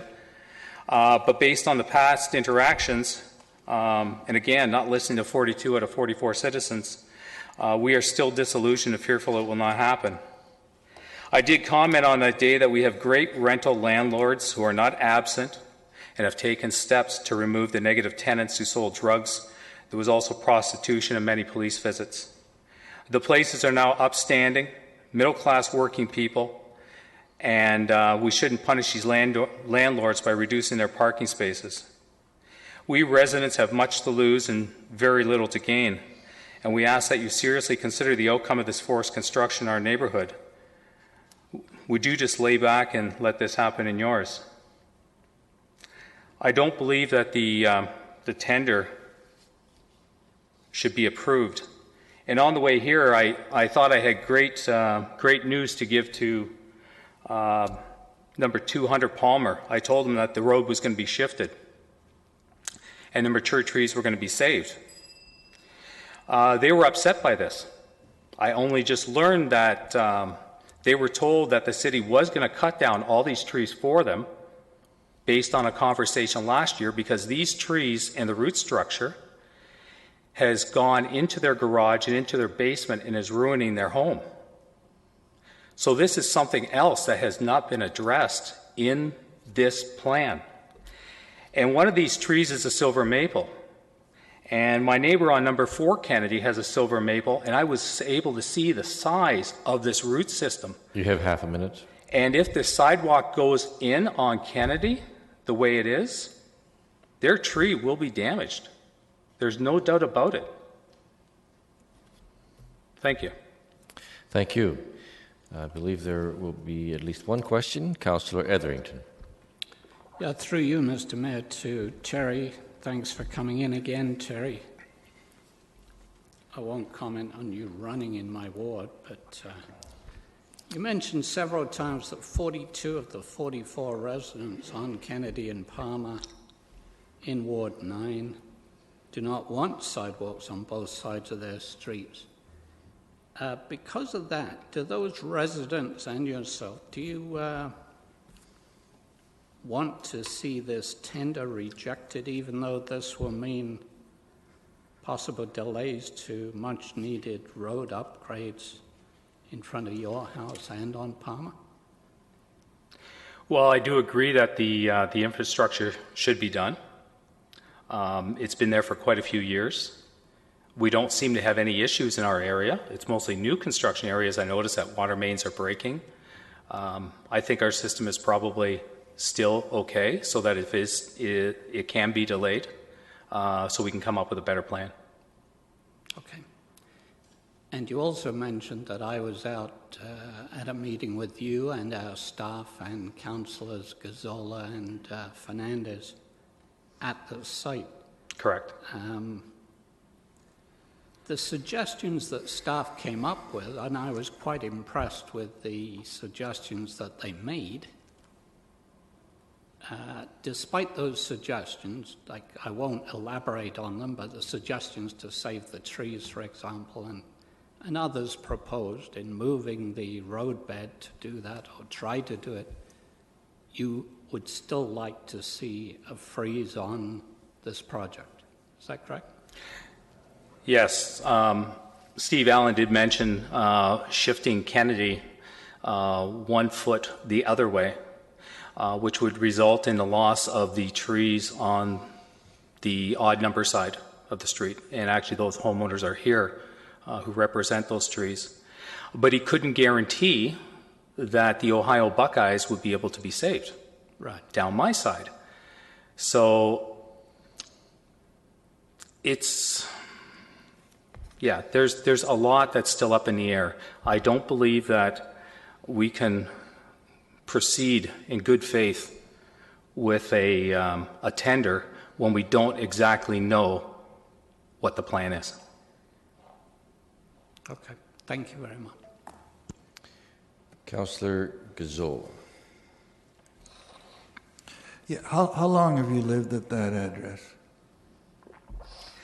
My parents bought the house in 1964, and then I bought it back from my niece, who bought it from my widowed mother in 92. And some of the other neighbors that are here have been here longer, well, the 80s, I believe, 1980s. All right, so you know the street. Yes. Yeah, I can tell you any nook and cranny that's in that area. No, I was just curious. We were there for about an hour. I forget, it was Tuesday morning. And I wasn't surprised. It's what I expected, but there was just no traffic whatsoever, either pedestrian or I was a cyclist, but no automotive vehicles. Is that typical, or? That is typical. That is very typical. The most cars that we have on the street at one time is probably when you folks were all there. Yeah. There's not much traffic. The people walk and play on the streets. It gives, well, the kids play on the streets. They have their bicycles, their little remote cars. It's a quiet street. And we did that as kids too, playing, 500 softball on the street. It is not a busy area. Are you aware of the time that you've been living there? Have there been safety issues, safety incidents?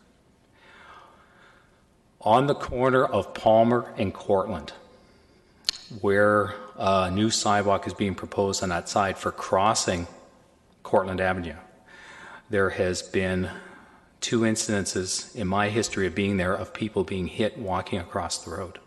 So by putting in a sidewalk location on that side, that's a dangerous place to have it because it's not at the crest of the hill.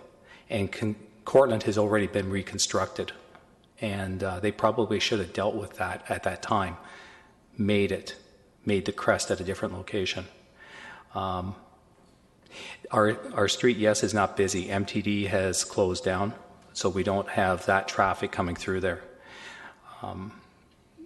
There really isn't much walking traffic either, and quite a few of us, we have 1 vehicle, maybe 2.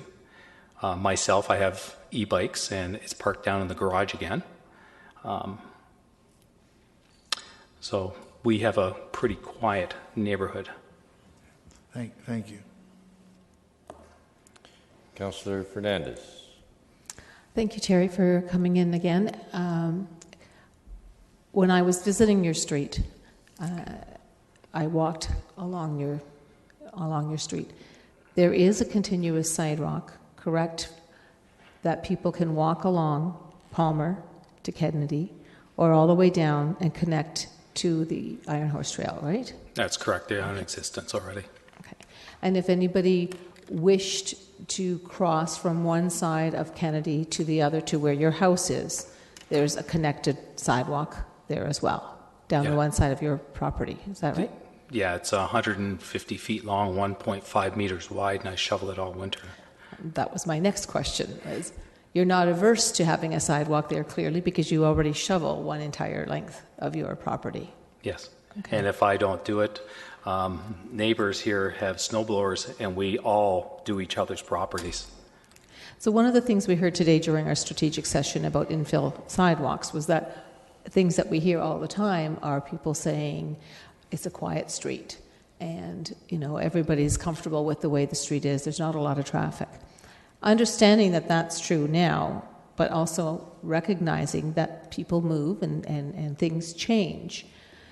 With the one sidewalk that's there now, do you feel that that provides a continuous walkability for people who wish to walk in your area? Yes, because our street is only 1 block long. Palmer's 2 blocks long, but they already have a full-length sidewalk down the one side as well. If you want to get anywhere, you just cross from your driveway to the street across the street. But most of us, we walk on the road. It is a perfectly safe area to do so. Okay, and I recognize that, but I'm just saying that there already is a safe route with a sidewalk that's been provided that people can choose to walk, because you certainly don't want to be walking on the road in the winter, which is an argument we heard today. Mm-hmm. But there is already something provided by the city on one side, both on Kennedy, Palmer, and adjoining streets. Yes, and there's also a laneway that runs from Cortland Avenue behind the houses on Palmer, crosses Kennedy and goes down to Hearst as well. So that's another area where people take a shortcut through. They come walking down the laneway. And laneways don't have sidewalks either. Oh, okay. That's great. Thank you. Councillor Glenn Graham. Thanks very much, Terry. You always do a good job at your presentations and answers. Thank you. In terms of the walking along the road in winter, do you walk across the street to the sidewalk because there's more snow collected on the road, and therefore it would be a little bit more treacherous? Actually, I find that the sidewalks are slipperier. So I walk on the road when I'm walking a mass because the plows have gone by and it's been salted. Okay. And are there any near misses on Kennedy or Palmer in terms of people that may have been, afraid or crossing one of the streets to get to a sidewalk that may have encountered a near miss from a collision with a car? Are there any scary incidents that you are aware of in the neighborhood? Nothing that I can think of, no. Okay, thank you very much. Okay, I have no other speakers. Just make some brief comments. Terry, you made some comment a couple of times about, you know what, I will say this one comment when you're there, and then the rest of my comments as opposed to questions for you. Because you may wish to respond. That 42 of the 44 people that were not heard. And my comment back on that would be, we are faced here with many decisions where we do not accede to the requests of the majority of people on a particular issue. So I would, I guess, caution you to say that you equate that to that you weren't heard. You were heard. I think that there were some, and I don't know what the result will be today, but there were some who just didn't agree with the same conclusion. So you can't equate that, but you may respond. You may want to respond to that. Yes, I was heard, but I don't think it was listened to. And I want to qualify that with other areas in the city who have succeeded in not having sidewalks installed in their neighborhoods. And I'm not exactly sure why that is. If it's more affluent, we do have a history in our neighborhood. I mentioned the rentals, and I was talking to one of the landlords that was taking a ride there in the beginning, and when they were talking to a police officer somewhere, and they said, "Where are you going in such a hurry?" And they told him the address, and they didn't recommend that they come down our street. Now our neighborhood is much better, and I don't feel that we should be punished. Okay. Councillor Etherington, you have a further question? Okay. So thanks, Terry. Thank you. Okay, Councillor Etherington. Yeah, I'll say very quickly, because we've been through this many times, Mr. Mayor, but I represent the Kennedy Palmer residents, and their wishes are my number one priority.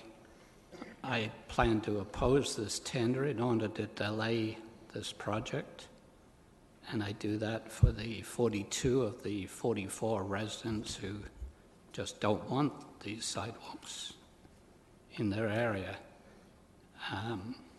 Taxpayers, a consequence of that would be that taxpayers, if no sidewalks are built, would save, I understand, about $38,000. As has already been said, I met with the residents and staff on the site, and the residents are still very much opposed to the new sidewalks. And after seeing the trees in that neighborhood, I don't blame them for worrying about those trees. And in some cases, the loss of parking spaces on some of the driveways. The only other comment I wanted to make is that I was very impressed, and I have been all the way through this exercise, with the efforts made by staff to meet the concerns of those residents. And it's too bad we weren't able to work that out to satisfaction on both sides. I think in the future, I hope in the future, we will be able to work that out. The road will be repaired, and these sidewalks will not be built. Thank you. Okay, we've gone through this, as you have said, Councillor Etherington, a few times, so I ask comments to be kept fairly brief here. Councillor Gazzola. Yeah, unfortunately, I missed one of the nights that a vote was taken, so I'd like to have my 2 minutes from that night. I'll give you 2 minutes. No, we had a discussion today, a strategic meeting dealing with infilling, and I made it very clear there that I don't have a problem. The idea of sidewalks on every street is great. I mean, and it is something that we're doing now with our new development. There's no question there, and the sidewalks are in place when people move in, and there's absolutely no question. When I moved into the area where I live, I had to pay local improvements to get the sidewalks there. So there, and I don't think there's anybody around this horseshoe that either walks or cycles more than I do. So I really use that mode of transportation, and I have a great deal of respect for it and can appreciate it. And when we come to these infilling sections, it just doesn't make sense to me when we have so many other things that we need to worry about where we go, and we have a neighborhood who currently do not want sidewalks. Yes, you can argue that 10 years down the road, you can have different people coming in, and you can have younger families and all that, and then at that point, it can be revisited. But the current community overwhelmingly does not want to have the sidewalks there. It really does nothing for them. I can appreciate also that if we turn down the tender and we don't do the work this year, that perhaps coming back next year, the tender may cost more money. That's the way it is. And it's something, what is more important in this situation?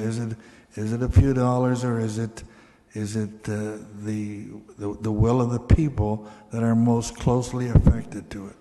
So I really I can support when I see 42 out of 44 are opposed to them. When I see the neighborhood, and it's a very quiet neighborhood, and as it stands today, I don't see a great deal changing in the very near future. So they're not required there. There are a lot of other places that we could spend our public money.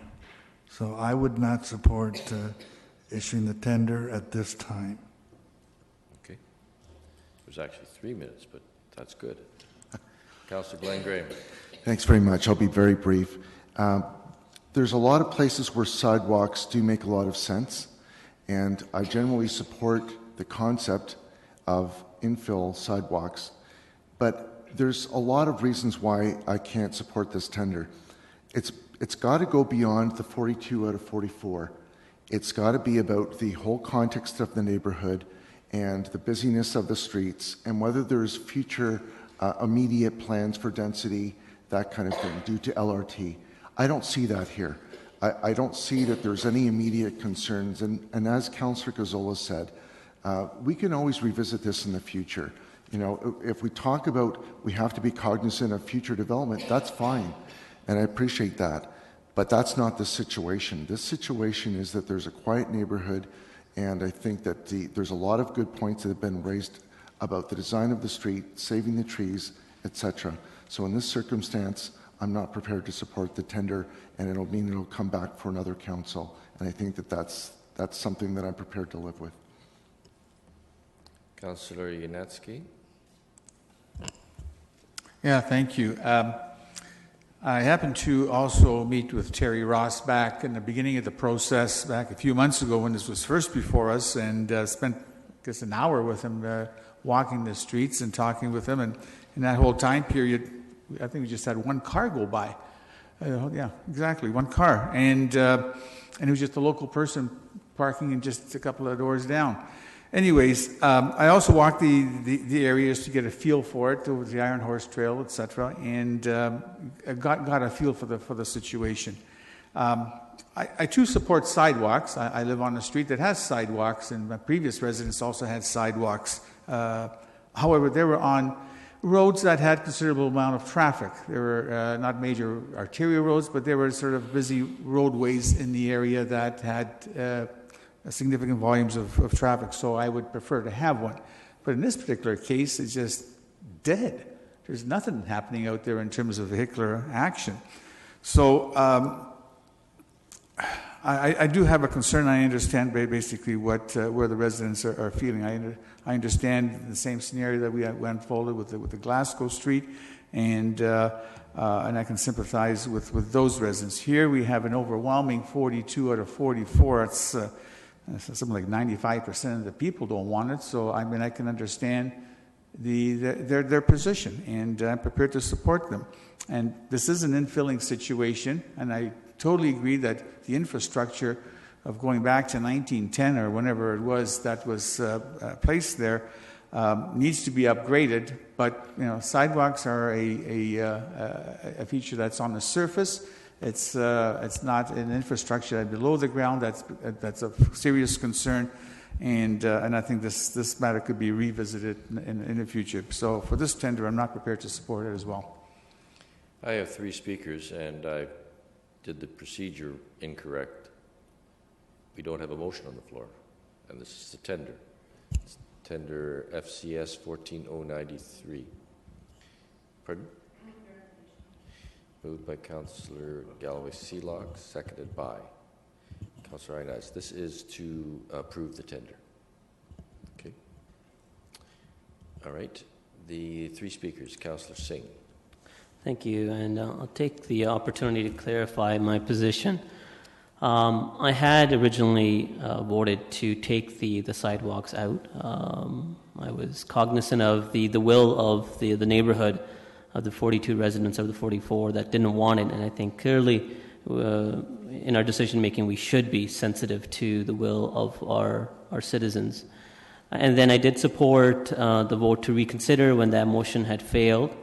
And so that process has gone beyond that. Now it's really a matter of the fact that our staff have gone through extensive process in the tendering. We have engaged with other parties. We have a certain responsibility at this point, not only to the tendering process, but as well as the fact that if this council were to vote down the tender, that would mean that the full reconstruct of the road, forgetting about the sidewalk, about what's underneath the road, would have to be deferred to next year, potentially next year. We don't know what's going to happen next year. And that kind of worries me a little bit, because I can understand, I've heard from the residents that they don't want the sidewalk, but I haven't heard overwhelmingly from the same residents that they are comfortable with foregoing the work that needs to be done to the road and deferring it to future years. The issue with that is we don't know how fragile the infrastructure is underground, and what issues it could cause, not only as additional significant costs to this municipality and this corporation, but as well as homeowners as well. And that's a serious risk to everybody. And simply because of that issue alone, I have to reluctantly support the tender. Councillor Galloway-Sealock. Yeah, it's not a surprise that I support the sidewalk, but really that process is done. We are completely undermining our tendering process by turning down a tender because we don't agree with the sidewalk. We've dealt with it twice. This is about moving forward with the tender. I agree with what some of Councillor Singh just said. I don't know if the community understands that by not moving forward with the tendering process, it may not be a year. It could be 5 years. It could be longer, because we've got tons of infrastructure that needs to be constructed.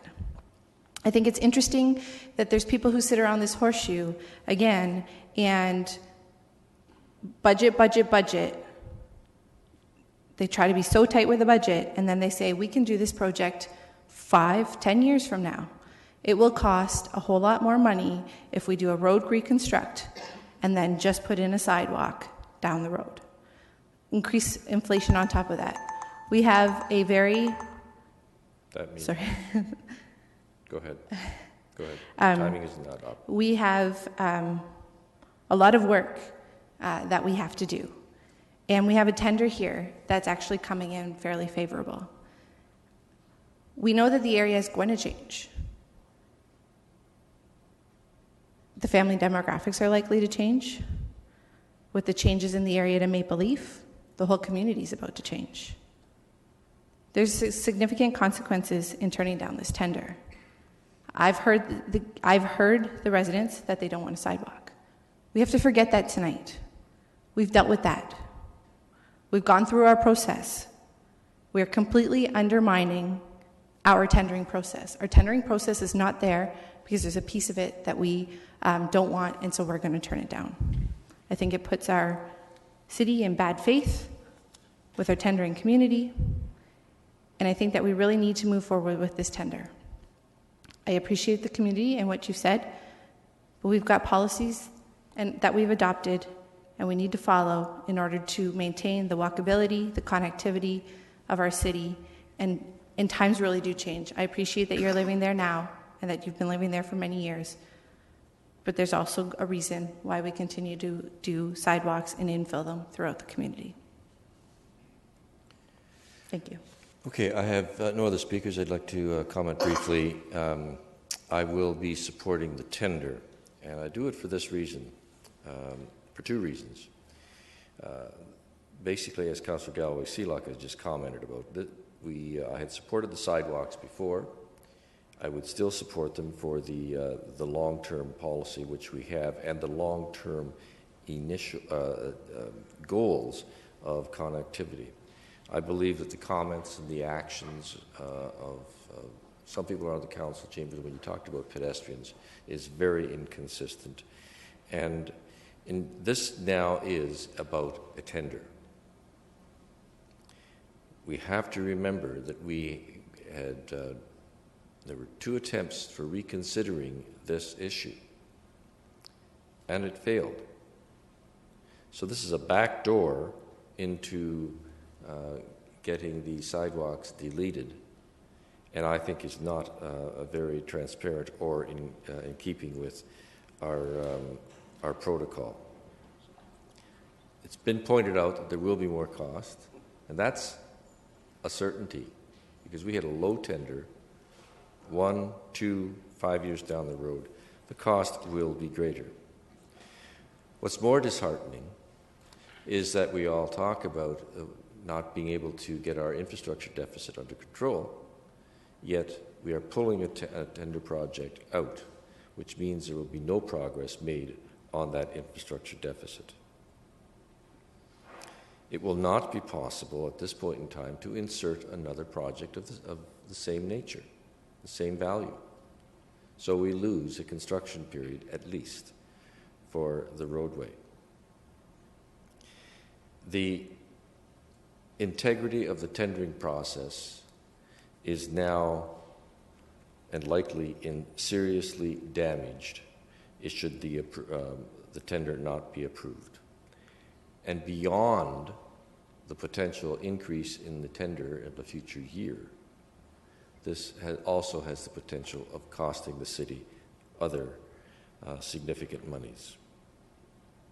There will be future growth in the area. I'm convinced of that because it is the inner city, and that is the kind of intensification that is going to happen. It may not be 5 years, 10 years, even 20 years, but there will be. So I come back to the point of the tendering process. I say to Council that while I understand your choice to make a decision to not have the sidewalk there, but that decision was behind us. This is now a fiduciary responsibility, and I think that Council, should the tender not be approved, would be abandoning its fiduciary responsibility. So I'm assuming that a recorded vote will be called for, and we will now vote on the approval of the tender.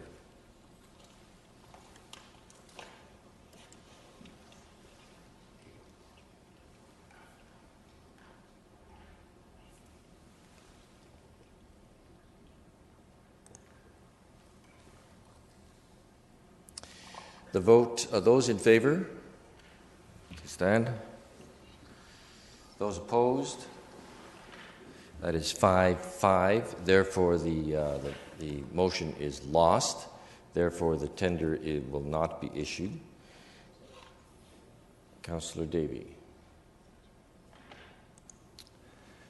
Thank you. Question of the clerk. Is there any specific waiting period required for a motion to reconsider if I were interested in putting forward a motion to reconsider this item immediately? Could I do that, or would that require a waive of notice of motion first? You're referring to the tender? The tender. Through the Mayor, yes, you would be permitted to bring forward a motion to reconsider immediately. The notice requirements are satisfied by having this item listed on tonight's council agenda. Okay. This isn't something I want to do, but I'm going to be pragmatic here. I am going to move a motion to reconsider the tender. And when it's reconsidered, I'm going to ask that we vote on the tender portion separately between the sidewalk portion of the tender and the balance. And we'll see what happens at that point. Is everyone clear on that? Okay, here's what I'm hoping, to be frank. We have 10 people here tonight, so 5-5 is a lost vote. I'll be frank. Pardon me. I don't want to see this tender get lost for 2, 4, 5 years because of the sidewalk. So if we vote to reconsider the tender, I am going to move that we re-vote on it, but take the sidewalk out and vote on that separately. So those members that are opposed to the sidewalk can vote against it, and it will fail if we vote as we just did. And the balance of the road project would continue. It's not a clean way to do it, but it's better than turning down the tender, in my opinion. There are 2 processes here. in order to have that occur. First of all, it would be the motion for reconsideration, which takes 2/3 of those present, I believe. So that is 7. And if that were to pass, you would be bringing forward a motion to approve the tender, separating those 2 items out. Correct. I am duty-bound as mayor and chair to not accept the motion, the second motion, because it would, in essence, be the same thing as what we have reconsidered twice before, and we cannot reconsider. We cannot consider an item 3 times according to our procedures. The only way around that Would be if somebody challenged the chair. Well, you could challenge the chair. That's correct, and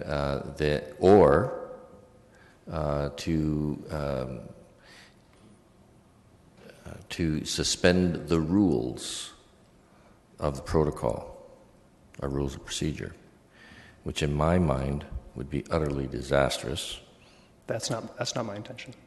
I know, but that's the alternative. But I think that that would be a more transparent way of doing it. I think that the issue of trying to do it by separating out the tender with 2 motions is doing it by stealth. It's not transparent. I'm aware of that. It's a pragmatic decision.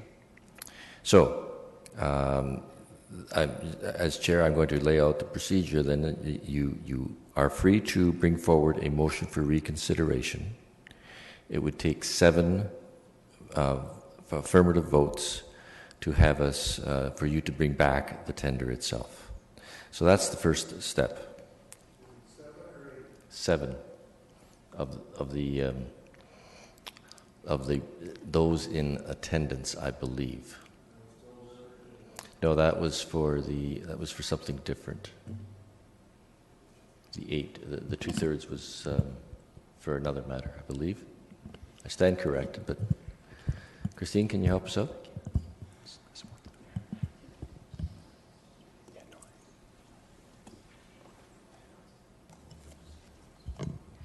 It's 2/3 present for the motion to reconsider, Mr. Mayor. Right. So that is 7. So, a motion for reconsideration has been given by Councillor Davey. Is there a seconder for that? Councillor Galway-Seelock. Okay. I think we should have a recorded vote on this.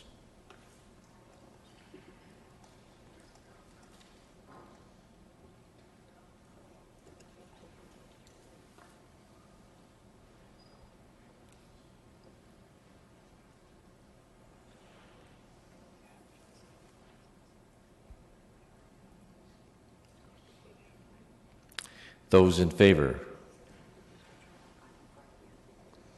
Those opposed? Motion is defeated. That ends the discussion. Okay, so a lot of procedural things, but what this means is that the tender has not been approved, the contract will not be let, and the work will not be done in 2014. And we will move on to the balance of the tenders. So we're prepared to move the balance of the tenders. Moved by Councillor Ioannidis. Seconded by Councillor Fernandez. We're going to go through them one at a time just so to make sure. I'm not saying you have to speak on all of them. Any questions on the tandem rear axle cabin chassis? Councillor Yunetsky. Yeah, thank you. On the first item on the 3 conventional cabs and chassis, what happens to the existing 3 vehicles that have been identified here by their sort of work number or their identification number? I mean, they're 11 years old and they started on the cycle. What do you do to them? think that's in our policy that Yes, it's through pretty you, standard. through you, Mr. Mayor, these 3 vehicles will be removed from the fleet and taken to auction. To auction. Okay, so somebody else will buy them and use them then? That's according to our policy, yes. Yeah. We've dealt with that many times before, Councilor Yunitsky.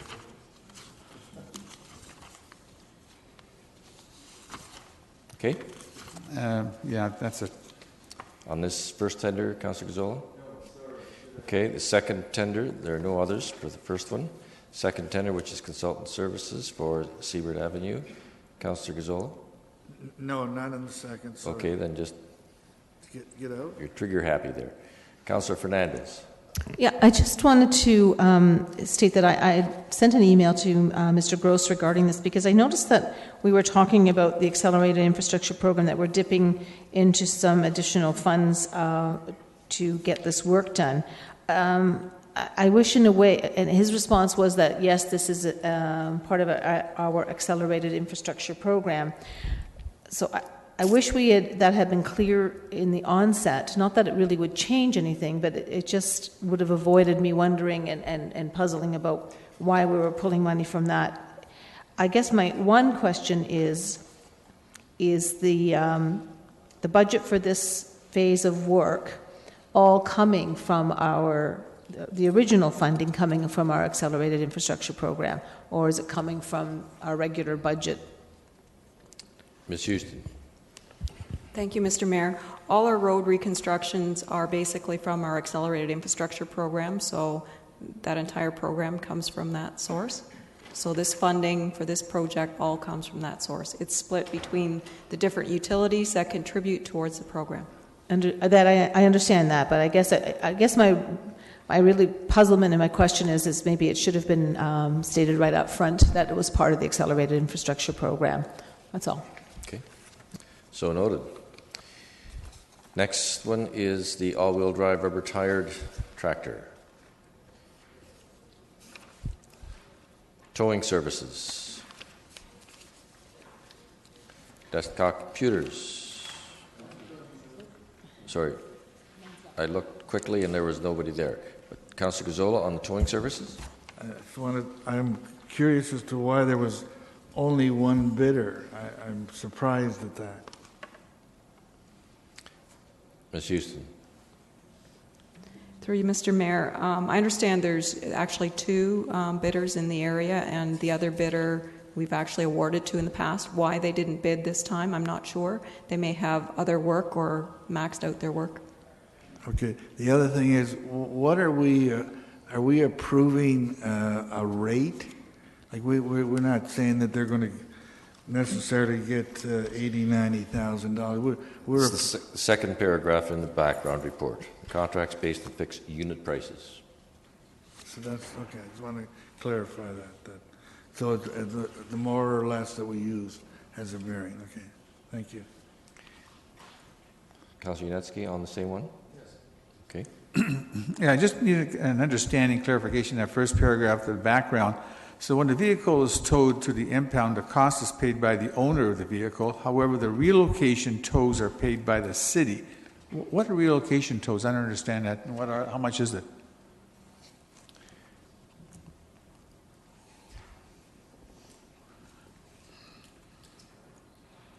I'm going to assume Ms. Houston, but if we need to get further information, we can do that if you don't know the answer today.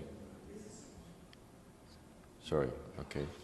Go back on. This is strictly for snow events? I'm sorry, I can't hear you. This is strictly for snow events, so does that help? For snow events? The Yes. relocation This is for tows? snow Okay. events. That's relocation, moving it from that particular street to another street in order to do the plowing. Oh, I see what you're getting. Okay, I understand that. Thank you. Okay. Mr. Wilmer, did you wish to come? Okay. We okay for that one now? Because I've got people clicking in here and I don't know what it's for. Desktop computers. Councilor Gazzola. Yeah, again here, I'm surprised that the price of computers are going up. Are we getting more things on them? I would have thought price of computers would be going down. Who can speak to that?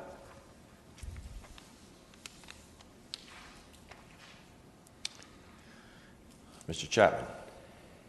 Through you, Mayor Zaire, what I can advise is that we have a relatively standard specification for computers, so this is not a function of gold plating the specification. I'd have to go back and look at the period of time for the previous contract, but that increase is an increase over a number of years since the contract was previously let. And so you would have to apportion that over, I'm thinking, Mr. Gordon, 4 years? We can go back and confirm that. I believe that's correct, but we can get back to council with that number of years on the previous So I'd suggest contract. the price has not fallen, but it's probably been below the rate of inflation over that period of time. Well, I guess I divided by the number, what is it, we're looking at 200 new computers or something, and it came out to about $800 a computer. I thought that was a little high.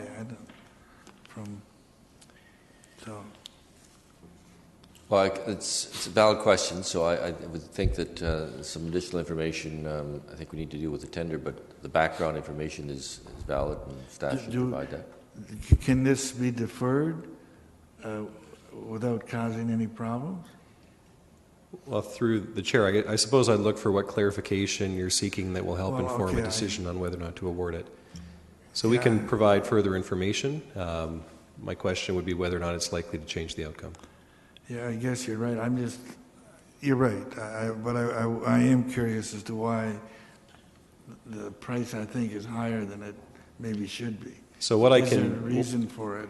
Through the chair, what I can do is provide information on what's in the specification, if that's meaningful to council, what's changed since the previous specification, and how this compares to our understanding of what the cost is commercially for a computer of this specification. Yeah, it won't change the tender because those are fixed prices. Okay, so that information will be sent to us after the fact. On that same point, I guess, Councillor Fernandez. Thank you. I had spoken briefly to Mr. Gordon about my question, so because he didn't have an answer, and he went out and got an answer. So the question is, what do we do with the computers that are no longer used by staff? Yes, through you, Mr. Mayor. These computers are either donated to nonprofit organizations that can still use them, and if we don't have a complete uptake on that, we'll sell them to a recycling firm that recycles the parts. Great. Okay. Thank you. Councillor Singh. Yeah, I'll carry on to point of what Councillor Gazzola was asking. It's great that information will be provided, but I'm sorry, what good is the information if you've already approved the tender? Same point, when I saw this tender, an increase in costs, I was thinking the same thing. What additional things are we purchasing or inclusive of? I think it's very easy to compare as to the number of units that we're replacing, what did those units cost 5 years ago, and how much are they costing now, to really compare apples to apples, to see that, yes, if they're costing the same, I think we have an issue with this as to how we're purchasing, where we're purchasing, are the requirements of the units. And if the costs are less, but we're purchasing additional machinery, but for similar costs related, then it's understandable, and I think then that's fine. But point is, that's too late at that point. So do we have that information at hand at this point, or would it be preferable to defer then? Because I don't see this as time sensitive. This could easily be dealt through committee or on the 30th of end of the month. The specs have already been done. I think that we're getting a cost comparison. Yeah, I know, but we're getting dangerously into the same area as we did with the road construction. Mr. Chapman. Through you, Mayor Zaire, I can confirm that 7% increase is relative to the unit cost of a computer, so it's not doesn't need to be adjusted for volumes or anything like that. That was part of your question. And all I can reiterate is that staff prepared a specification, which is a standard business specification for a computer. It has not been enhanced significantly, and it is by no means gold-plated. I'm happy to share that information with council. I believe we did the last time this tender was dealt with, and we're certainly open to your feedback. But at this point, we're satisfied that we're getting best value based on an open process. Mr. Chapman, is it just the machinery, or is software purchasing as well? There's no software included other than the standard OEM Windows license that comes with a desktop computer. Okay. I was assuming perhaps it's additional software licenses, that could be it. All right, well, coming back then, I guess I have that information, so it's a 7% increase from 5 years ago, right? From 5 years ago? We'll confirm it in our email, but I believe it's 4 years since the 4 years? standard was dealt with. And that gives me a pause and a level of uncomfort how it could be increasing costs rather than lowering costs, because simply machinery, or especially computer systems, have been coming in relative costs lower and lower over the years. I don't think I could support it. Okay, the next tender, hydraulic services. Councillor Gazzola. Yeah, I don't mean it to be a frivolous question, and I probably know the answer, but what I'm asking here is that I know that when we were at the regional level studying the path of the Hidden Valley Road, there were a lot of these hydrologic studies carried on, which was just recently. Is it possible for us to make use of any of those studies, or do they belong to the region? And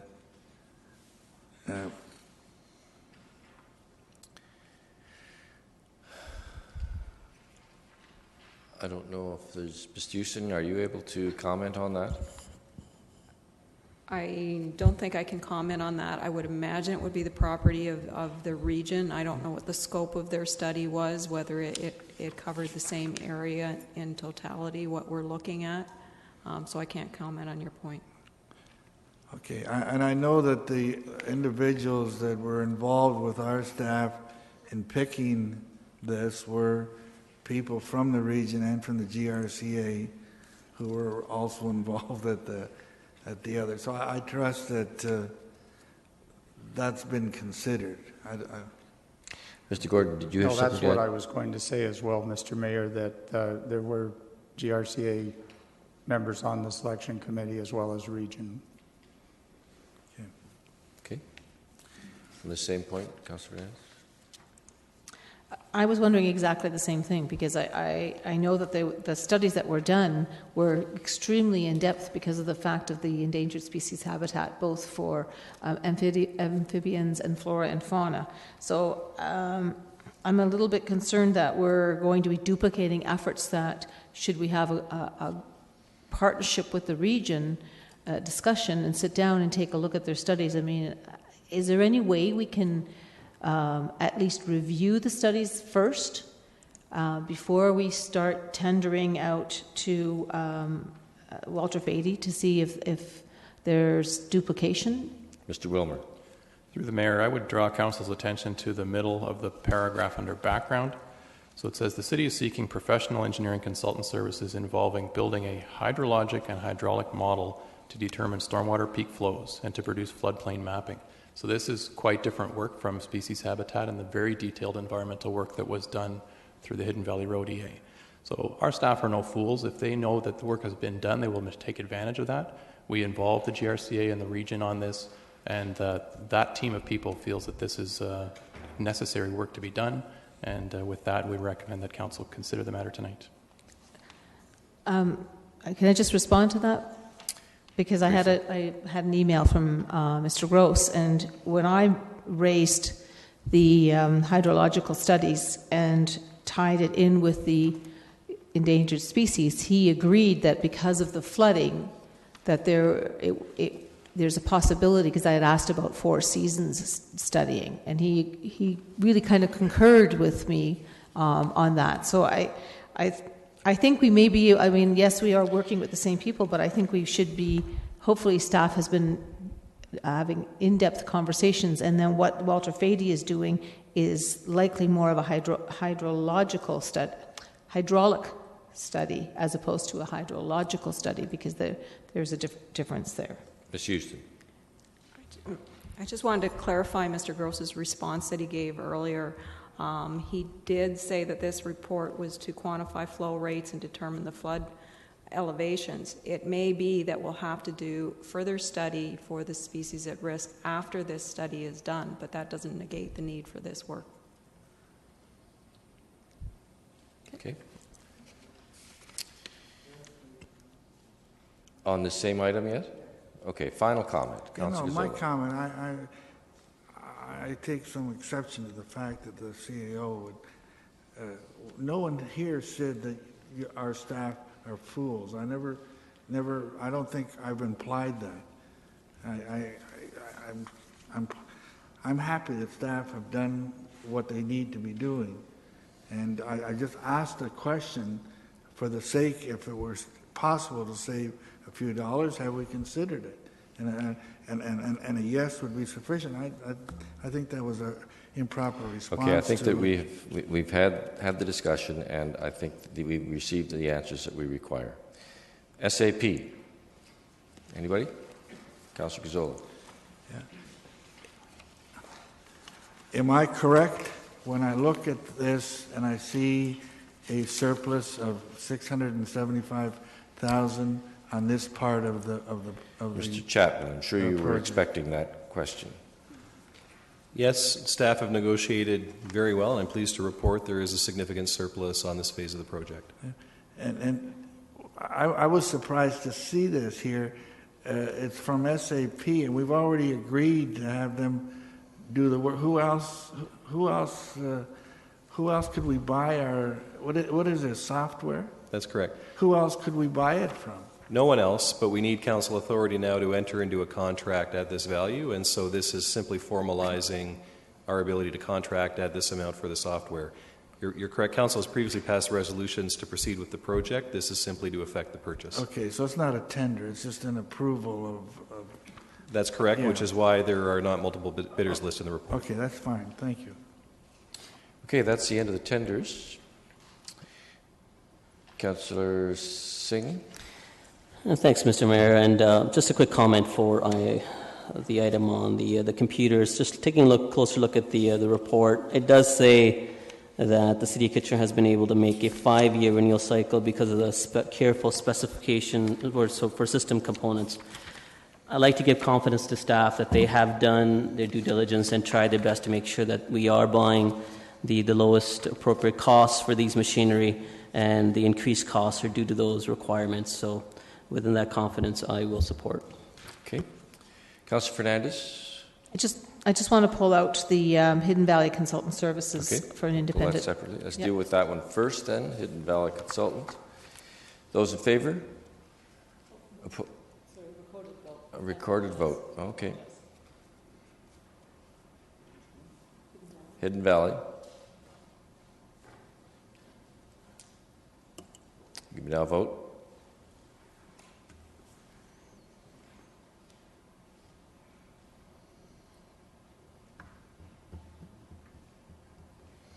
Those in favor? Opposed? Motion is carried. Balance of the tenders. Those in favor? Opposed? That is carried.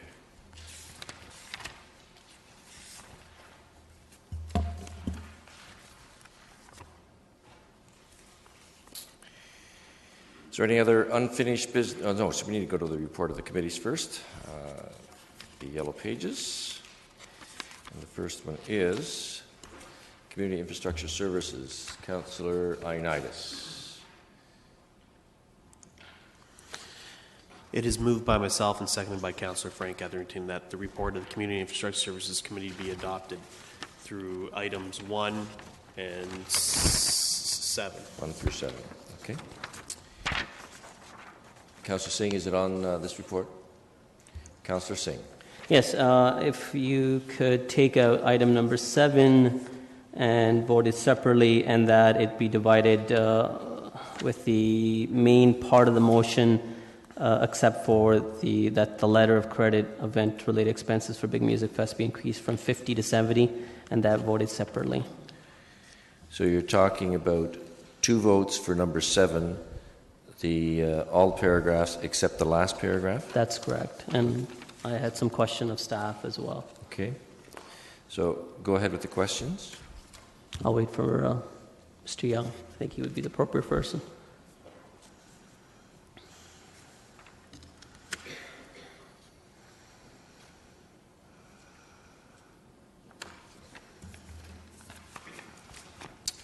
Mr. Young, thanks. Hi, Mr. Young, and thank you for your patience. And probably it's been a long night. So, quick question to you. I forgot to ask this in committee last week. Obviously, Big Music Fest, they've been doing this for a while. They have different relationships. They've had different relationships with other municipalities where they've done this sort of concerts. Did staff do its due diligence in speaking to all the previous municipalities? Through the mayor. We did talk to some of the municipalities, as well as others that were being approached for this year's music festival, Oshawa being the most recent one. So I'm just talking about previous, where the events had happened in the past, so only those. It's difficult for us to talk to the city that the festival was most recently coming from, which was Belleville, because they were still very much hoping that they were going to have the event back in Belleville this year. They were quoted a fair amount in the media in terms of their disappointment that the festival was not returning. So I think that speaks volumes for their track record of their longest tenure of Big Music Fest being in Belleville, that the city openly embraced them and wanted them back, and were quite disappointed that they were not returning, and have since inquired as to, if there's other festivals that they could have back in Belleville through the Big Music Fest team. Bob Cajun? Did we speak with Bob Cajun? I didn't personally. We worked through Waterloo Regional Police, who did follow-ups with Bob Cajun. The main issue there was in terms of the traffic getting in and out. From what I understand, based on the information I've been provided, was it was one road in, one road out.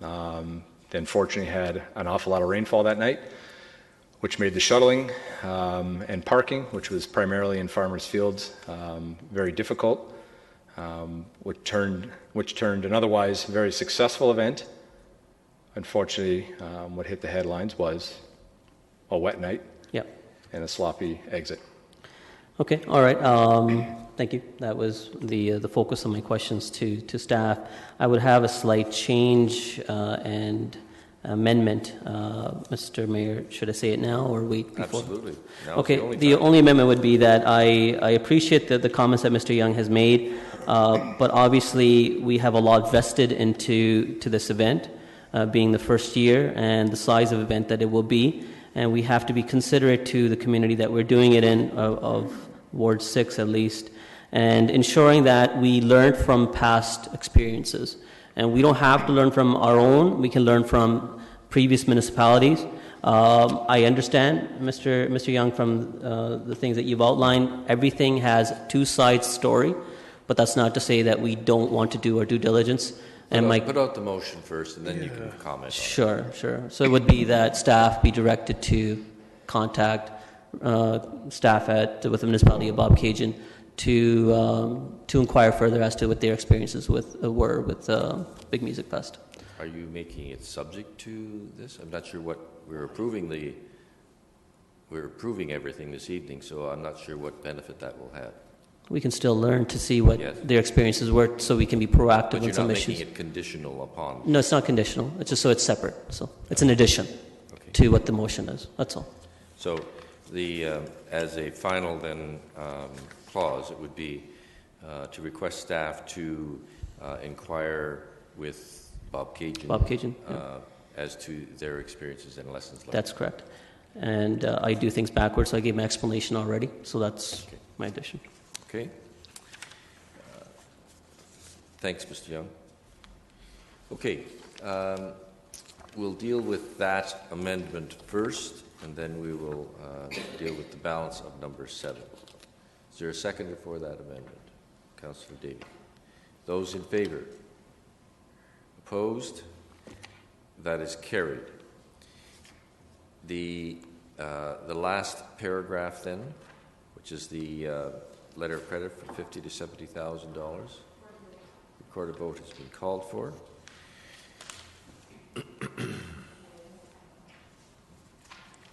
And Councillor Gazzola. I have a question of staff. All right. I'm sorry I missed you. Yeah, no, I'm sorry. Last. Sorry, Jeff. Last week I asked you for a financial statement of our estimates, and I thank you for submitting it, and I guess it's gone to all of council.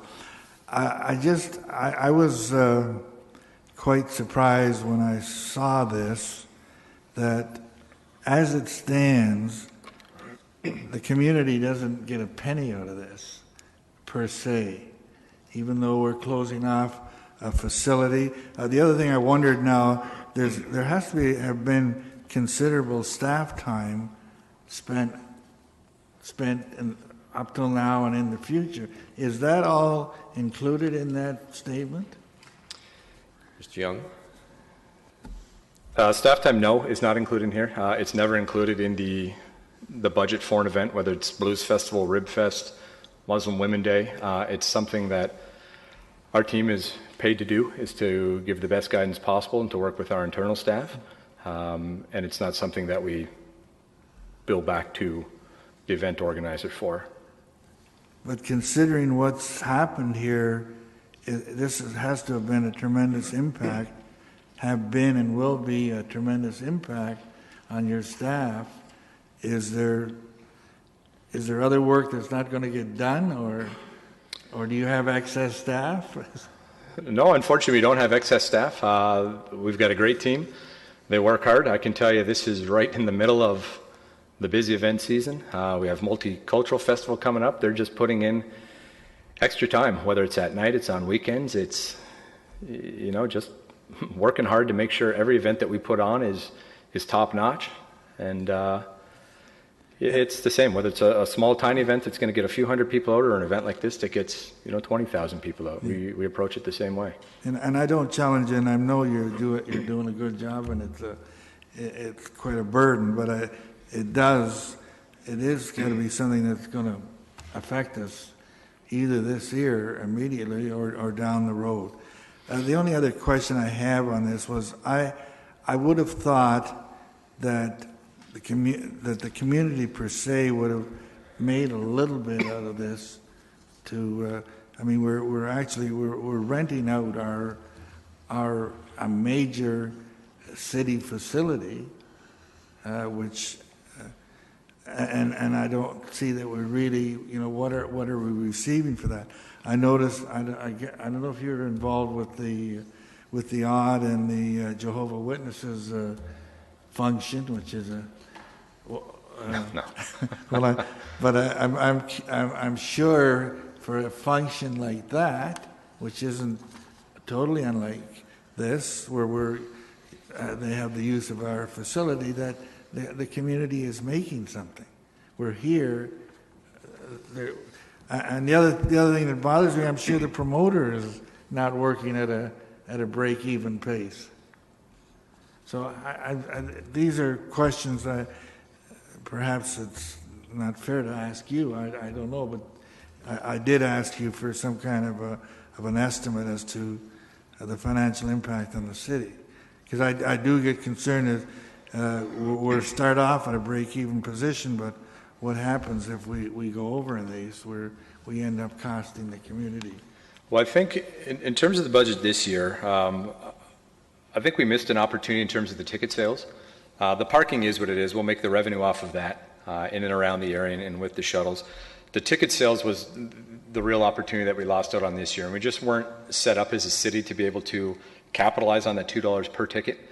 Considering the number of tickets that were sold in our region, it was a huge opportunity, and if council decides and the community decides next year to move ahead with this particular event, I think it's a tremendous opportunity to be able to, again, put that in the agreement and really be able to capitalize on the potential of, based on this year's numbers, 30,000, 40,000 tickets being sold.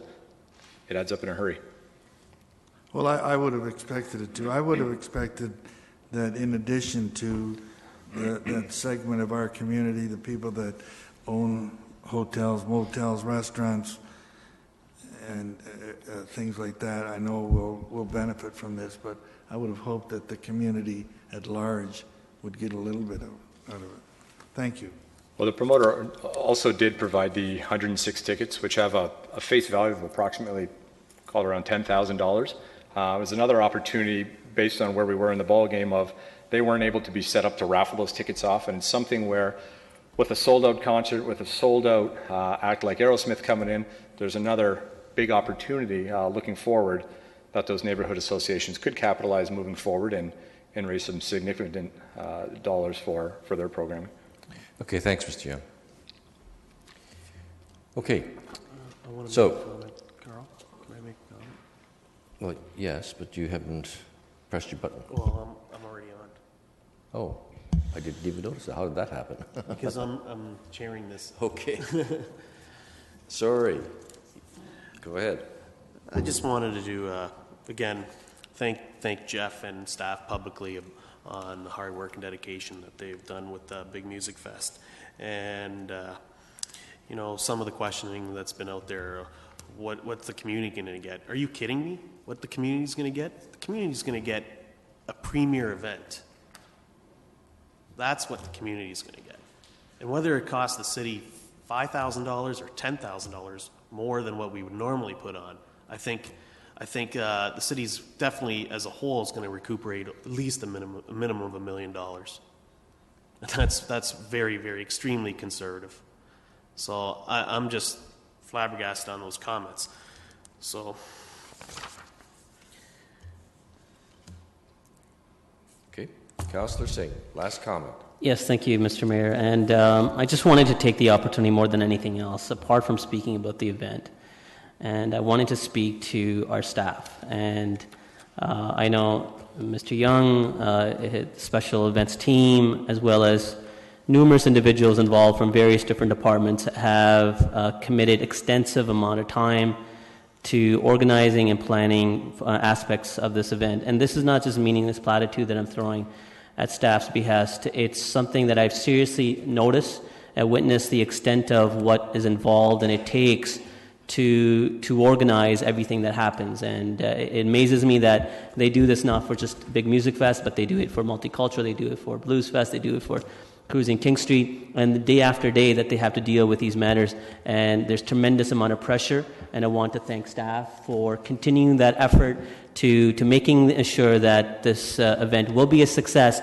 Not a success in the sense that, you know, it's great that we have this in this community, success that we will look back and appreciate the benefit that it brought in tremendous different levels, as well as in a very micro neighborhood perspective as well. And the tremendous effort and the fruits of the labor hopefully will be returned, and I wish staff the best of luck on that regard. So again, similar to what I had done in committee, Mr. Mayor, again, I will of course support the letter of credit increase from $50,000 to $70,000. I think that is prudent, but I will not be able to support, well, I'm going to abstain from the main part of the motion simply because I feel that initial process of this planning of this event could have been done a little differently, lessons learned, and obviously we have different guidelines which will add far more clarity and better guidance in future events. Okay, we're back to the vote. I think we've kicked this around enough. This is on the last paragraph, the deposit.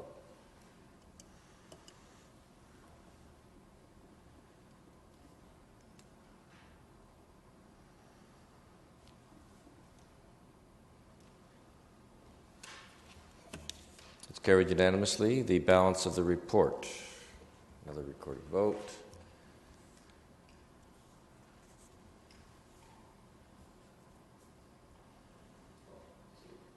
You can now vote. Committee. 7. You now vote. Balance of number 7.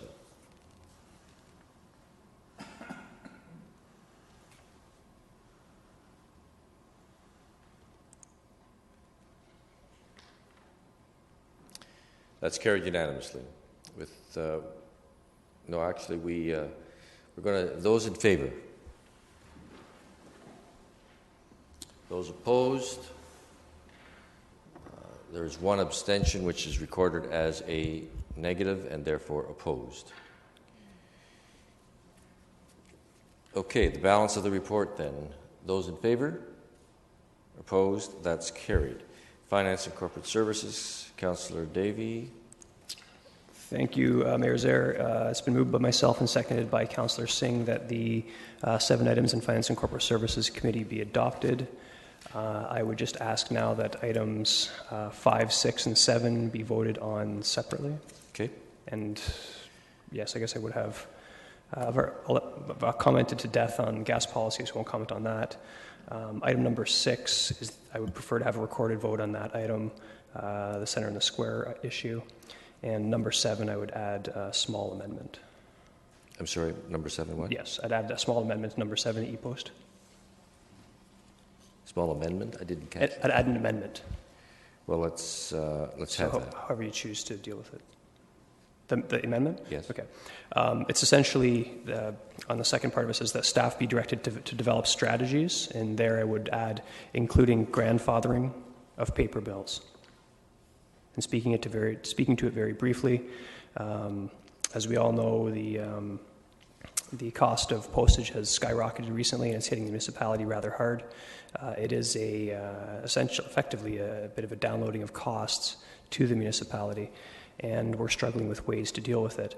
And a lot of them are offensive. No one wants to necessarily start charging $2 per bill, as was one suggestion.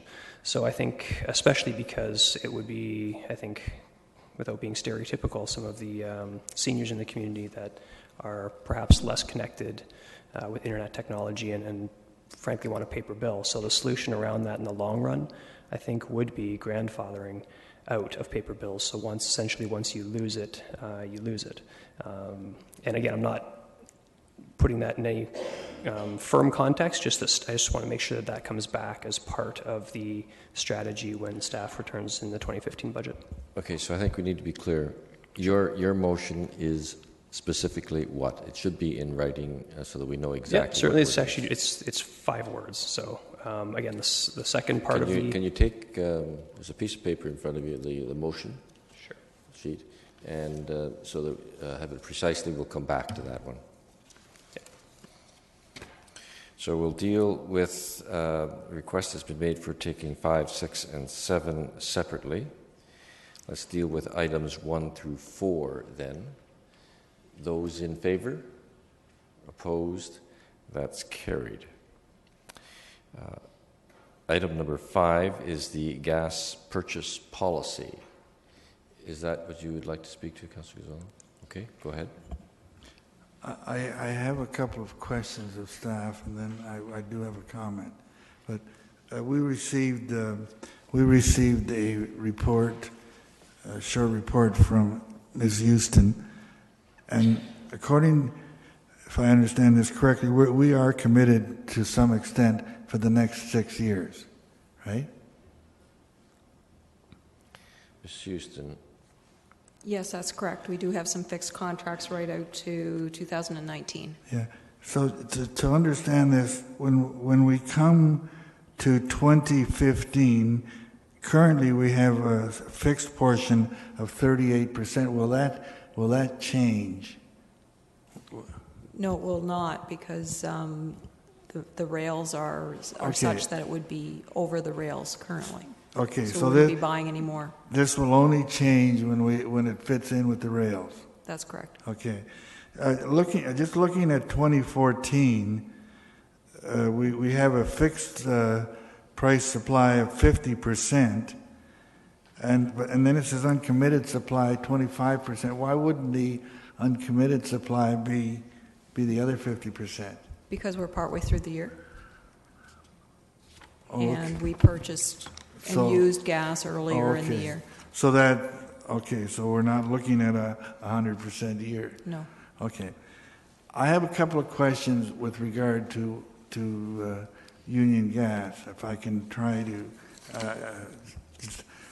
ask you, just the Union Gas, the rates are basically the same as their rate structure is basically the same as ours, except that they do have what they call the gas price adjustment, which is increasing their price as approved by the Ontario Energy Board, right?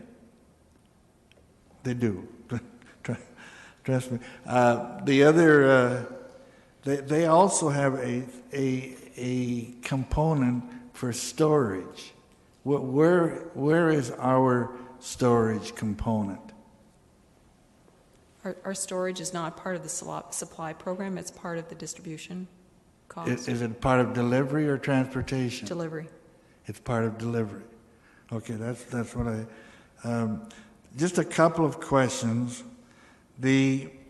Our transportation costs are higher, not by a great deal, but higher than Union. I guess, why wouldn't they be the same? Well, they contract their transportation just like we do, so there's different ways of getting your gas to this area. So depending what contracts or where they got their gas, when they purchased it, you're going to have different prices, just like in the supply.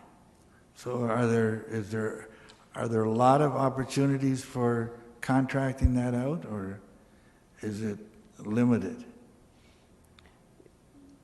There's maybe about 3 or 4 avenues for transportation. Okay. The other question is that surprises me is that we make our profits on the delivery component. Our delivery component now is considerably larger than Union. Why is that? There's a number of components that make up the delivery rate, which isn't the topic of this particular report. But there's the rate incorporates the capital cost of LRT, for example, which is included in our rate. We also take a different approach to financing our capital program than Union Gas does, because we don't issue debt on our gas utility, so that impacts our delivery rate as well. Okay, fine. That's fine. I appreciate that's not part of this report, so I do have a comment on that. Okay, go ahead. Yeah, no, I have not supported the direction that we're going in, and what has been approved by committee, which is somewhat of a compromise to where we have been, in that part of our gas purchases will be fixed, and part of them will be on the spot market rate. It was my hope that we would go to a 100% pure market rate, which I believe would be right in line with what Union Gas is required to do by the Ontario Energy Board. We have the option of doing it or not doing it. My feeling was that that's the way we should be looking at. When you start getting into fixed rates, you get into speculative markets, and we shouldn't be there. And I had hoped that we would do the pure market rate and give marketeers who are out there an opportunity, if people wanted to deal in speculation and buy the gas on fixed proportions of purchases. So in the long run, I think that hasn't served us well. I also felt that if we buy strictly on the market rate, that we don't, it would be a matter of purchasing on a daily or monthly basis, and we don't need to have as many consultants and as much staff time. I do appreciate that it might mean that we would have to bill perhaps quarterly, perhaps not in the future, but we used to bill quarterly. So at this point, I will not support what's before us. I will be keeping a close eye on this in the future. I've looked at the last couple of months, and I see that we're currently still looking at everything. Our rates are 6 to 7% higher than Union.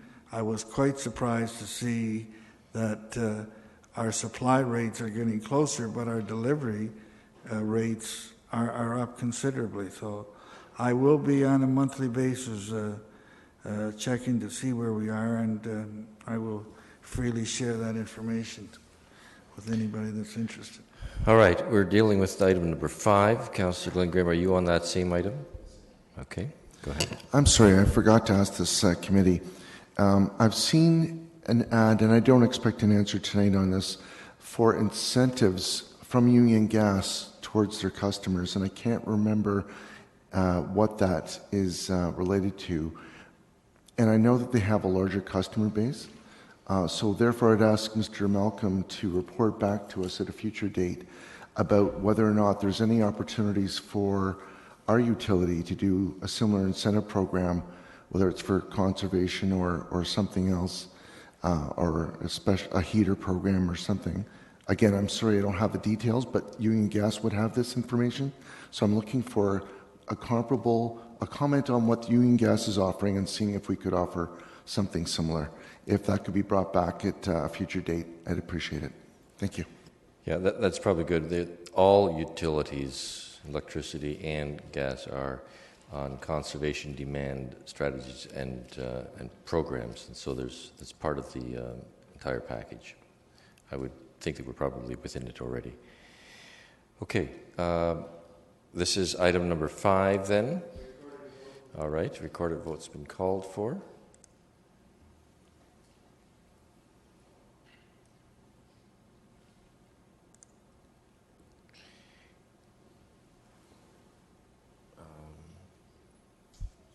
We have that other motion up. Does that, it'll come up, okay.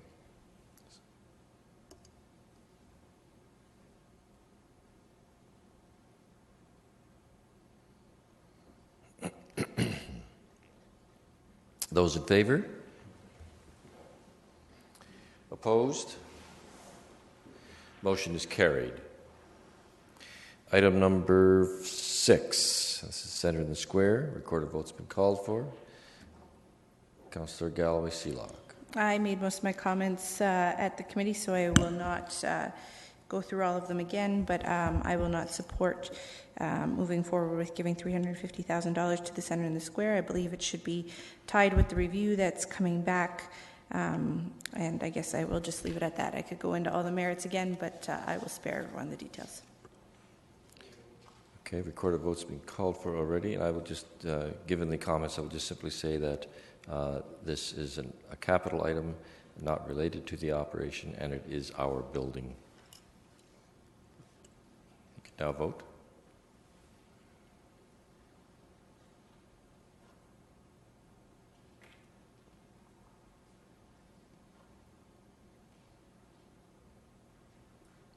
Those in favor? Opposed? Motion is carried. Number 7, and you have the additional words there. And my apologies, Councillor Davey. I thought you were adding a full sentence. I didn't realize that you were just adding those words in after the word strategies. Okay. Okay. Those in favor? Did you want to record a vote? Oh, I'm sorry. We should vote on the amendment first. You're absolutely correct. So this is adding the words grandfathering of paper, including grandfathering of paper bills. Those in favor? Yes, of course. But you have to press your button. I'm not opposed to this, but from my understanding, this is all going to be brought back when we're dealing with it with the 2015 budget. I think Councillor Davey had said that he understands that, but he just wants to be very specific about this one item. Yeah, and I guess I don't know what this totally implies, and that's why I would, Councillor Davey, would you like to quickly comment? Sure. Right, and as it's written, that staff be directed to develop strategies including, so staff can look at it, come back, include it, not include it, but I want to make sure that it gets looked at and as part of the report. And I'd like to put in there specifically because it would be a new council that's looking at it. Okay, so we're not making a decision on it. You just want staff to look at that, among a lot of other things that they. That's what the entire report is about. Right, specifically that, because Yeah. it also wasn't included in the original staff report. All the right, I just want grandfather. to make sure that what we're approving. I'm slow. Those in favor of the amendment? Opposed? That's carried unanimously. Now the amended motion, those in favor? Opposed? That too is carried unanimously. Planning and Strategic Initiatives, Councillor Galloway-Seelock. Yeah, it's been moved by myself, seconded by Councillor Davey, that number 1, with respect to zone change in Bridgeport East, be approved, and number 3 for a zone change. Well, I'll just leave it at a zone change. Another zone change, because it's convoluted. So, Okay. 1 and 3. Councillor Fernandez. Yes, last week I didn't support this because I saw it as an infill that really didn't. Sorry, the first one. I apologize. The first zone change for Bridge Street. So I took a drive down there today, and it's pretty much as I was concerned with, and the appropriateness of a 3-story, 15-unit building being located on that location.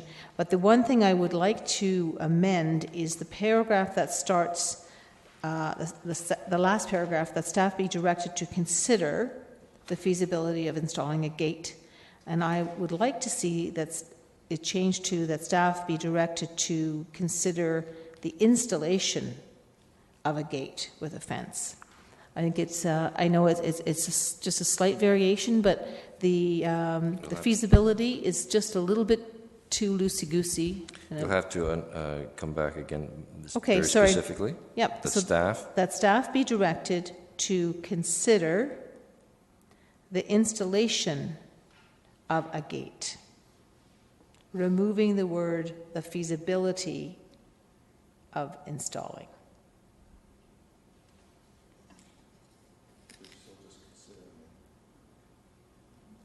Yeah, it's. But it's the feasibility that, like, when I hear feasibility, it's like maybe it can and maybe it I think can't. it's semantics. It'll be still considered. If it's not possible, it won't be done. I just want to make it stronger, and I look to the ward councillor. Maybe he has. It's semantics, but we'll take it as an amendment. Okay. It's been moved and seconded as an amendment to change the wording that way. Those in favor? Opposed? That's carried. The original, because we've changed that now, item 1 then, those in favor?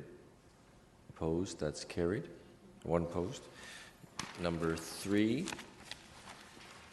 those in favor? Sorry, there is a comment. Councillor Yunetsky. Yes, last week we discussed this item on the zone change and the conditions that are applied to it. I've done some further reconsideration on the use that is going to be considered, not for the time being the commercial recreation, not being an industrial use. I've given it further consideration, so I'm not prepared to support this particular application this time. Okay. I record a vote too.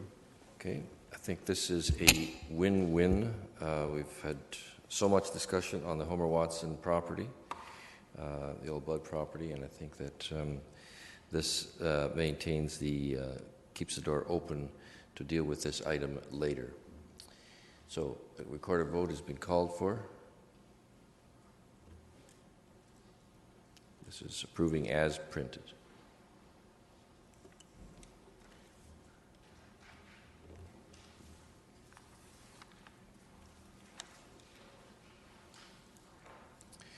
Those in favor? Opposed? Motion is carried. Heritage Kitchener, Councillor Etherington. Whoops. Councillor Etherington.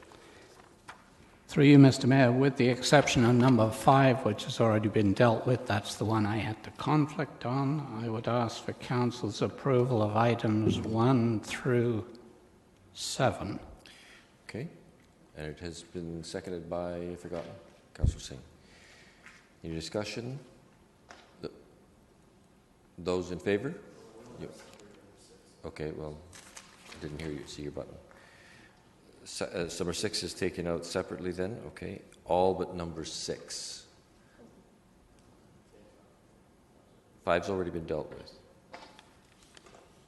Everything but item 6. Those in favor? Opposed? That is carried. Item number 6 itself. This is approving the demolition of the 2 infamous houses. Those in favor? Opposed? That's carried.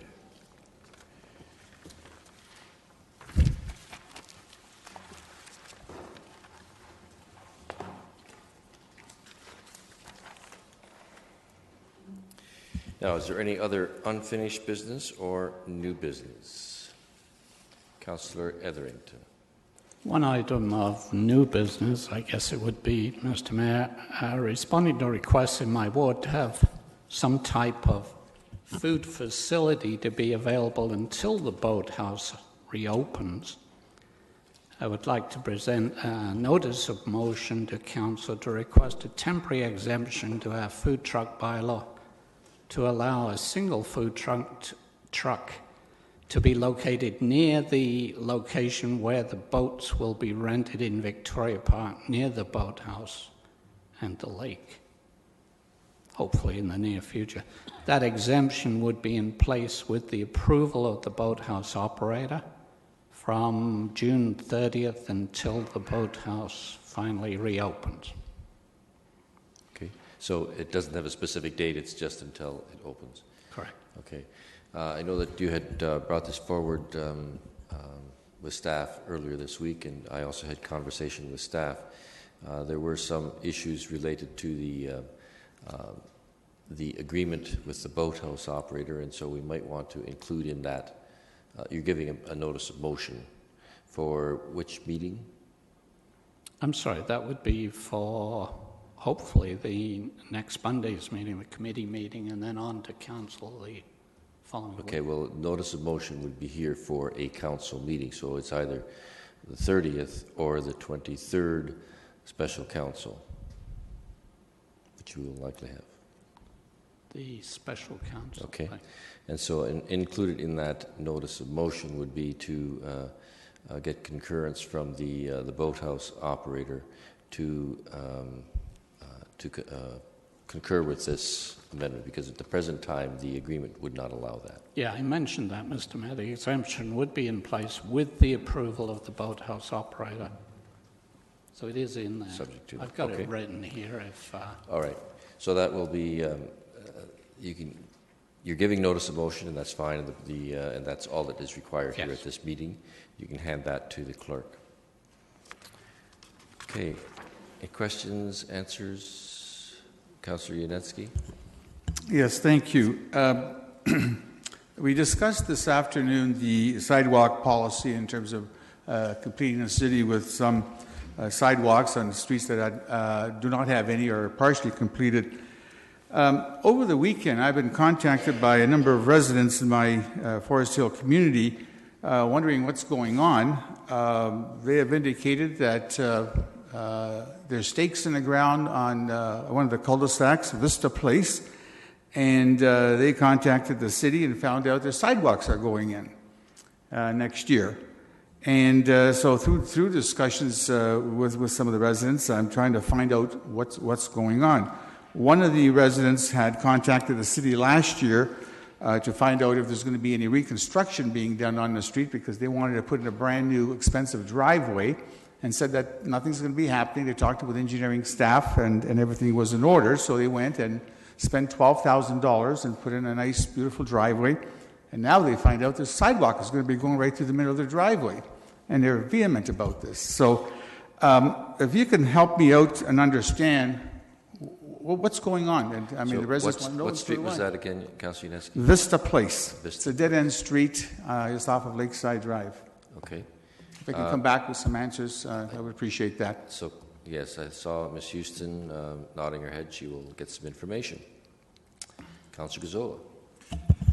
Yeah, I have a question with regard to boulevard trees in the ward that I represent, specifically dealing with Fellowfield Drive. Residents have been in that neighborhood now for 7, 8, 9 years. The developer was supposed to have put boulevard trees in. I keep promising them trees, and nothing happens. It appears to me now that it's too late in the spring to get them in, and they'll probably, if we're at all fortunate, would get them in the fall. But then inquiring about this the other day, I was advised, I'm not sure if it was our staff member or a consultant, but that it appeared there might not be sufficient letter of credit funds to do this if the developer doesn't do it, because we're getting to the point after 7 or 8 years, if it's not done by the developer, we need to be going in and doing that.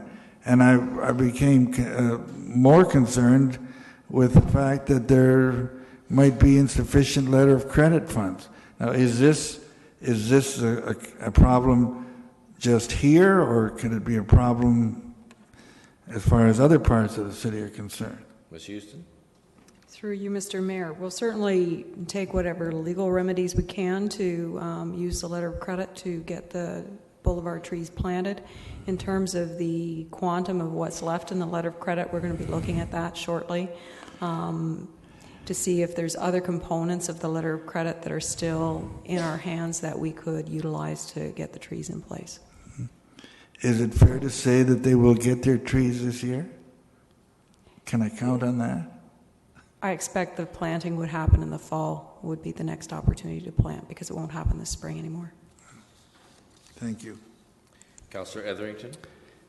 Yeah, through you, Mr. Mayor, with ultimate respect, I should say, my three-part question is to you. You're often viewed as a spokesman or leader of this council. And I wanted to ask you if you were speaking for yourself or for council when you last week endorsed the Liberals a few days before the provincial election. That's the first part of the question. The second is to ask if you considered the negative impact your endorsement might have had on a new mayor and council, possibly, if anyone but the Liberals had formed the government. And the third part would be to ask if you still believe, as you've often said, that partisan politics should play no part in municipal governance. Very easy to answer.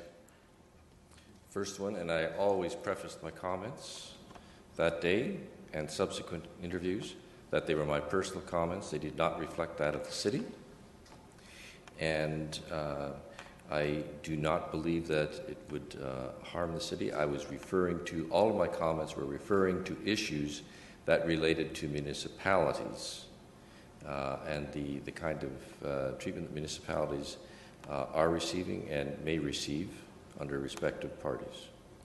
And my comment about, in fact, what got me into politics in the very first place, at the municipal level, was that parties should not play a role around this horseshoe. In other words, we should not have parties around this horseshoe. And I strongly believe that. I believed it then, I strongly believe it now. Those are my personal opinions as it related to this current election, but from my experience as mayor, period. Councillor Glenn Graham. Thanks very much. I'd just like to follow up on the question of trees for King Street. Councillor Etherington and I have received some complaints about the dead trees on King Street, so I wonder if we could have some similar commitment to that promise to Councillor Gazzola that we would have at least the dead trees removed on King Street and some consideration given to planting of new ones. We've got a great downtown and streetscape, but we can't afford to have dead trees continuing to stay on the street. Ms. Houston, any comments? No comment, but I would concur with Councillor Glenn Graham's comments. The second question is perhaps for Mr. May, and I don't require an answer right now. I understand the city has a scent-free policy, and I've had to comment that the firefighters may have been wearing something that actually impaired someone when they went to attend someone with an allergy. And I think they have a higher duty of care to our citizens to ensure that they ensure that they don't have any soaps or scents that might be somewhat harmful to people. So I would ask that some consideration be given to a separate addendum to that policy that would speak specifically to our firefighters and would ensure that they would take extra care to ensure that they don't have any scents on their persons when they attend certainly any health-related calls. So if that could be brought back at a future date in this term, that would be appreciated. So I'm sure Mr. May has made a note of that and will deal with the matter. Councillor Galloway-Seelock. Yeah, I had no intention of bringing this forward, but as everyone else is requesting trees, I might as well request more trees. I've been working on this matter for 8+ years, or almost 8 years now, I guess, with regards to the Activa subdivision where trees have died and they've not been replaced.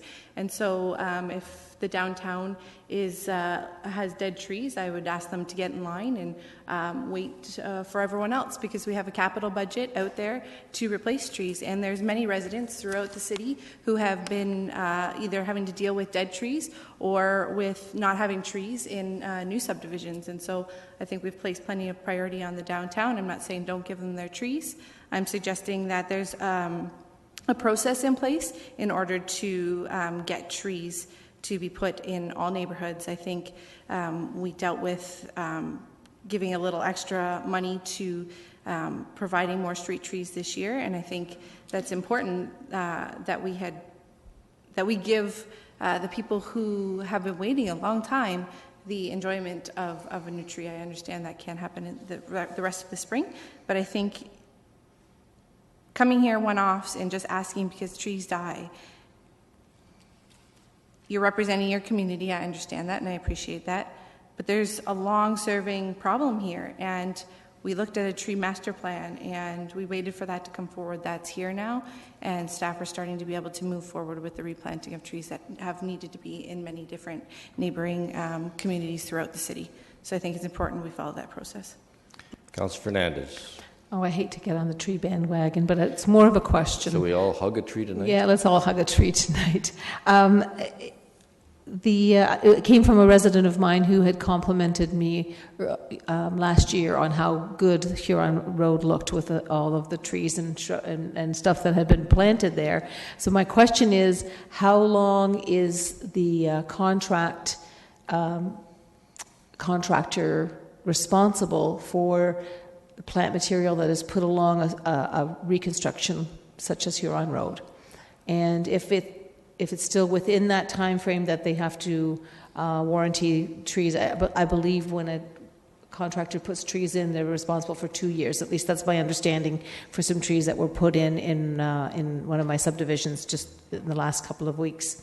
So how long is the contractor responsible for taking care of that plant material, the trees and bushes, shrubs? Yes, Houston? My understanding is that the warranty is either 1 or 2 years. I can certainly confirm that and email it to council if you wish. Okay. And by Councillor Galloway-Seelock's response, I think I hit a nail on the head. 2 seconds. 1, Yeah. 2. The whole one side of the street, actually, all the trees didn't make it. So one side of the street's living fairly well, but the other side is not doing well at all. So if we can have staff check that out, that would be great. And then look at the warranties. Okay.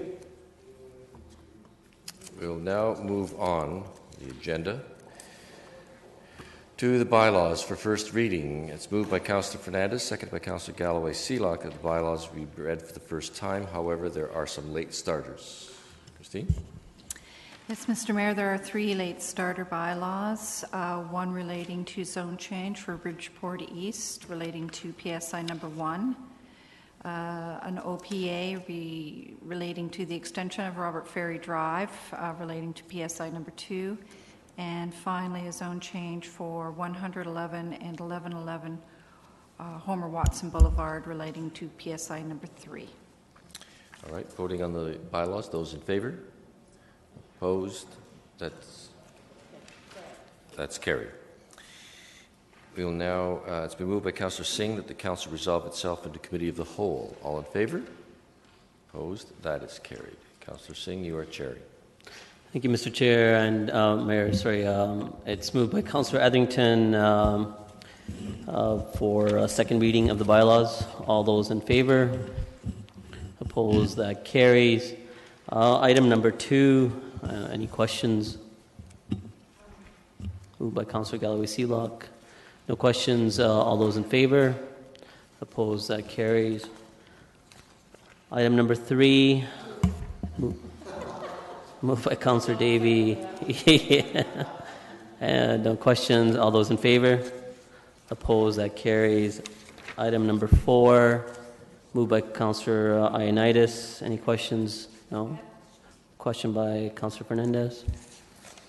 Yeah, I need a little bit an understanding of what does this mean. My understanding, and then you can correct me if I'm wrong, that it essentially hands over the authorization for the CAO or the Deputy CAO to sign out all these consents and waivers of notice. What are the implications of this, and why can't it wait until Council does it? Yeah, Ms. McDonald. Thank you. I can shed some light on this. Typically, these are not actually signed by council. What happens it's a statutory process, and under the process, what happens is after 30 days, it's automatic, considered our consent.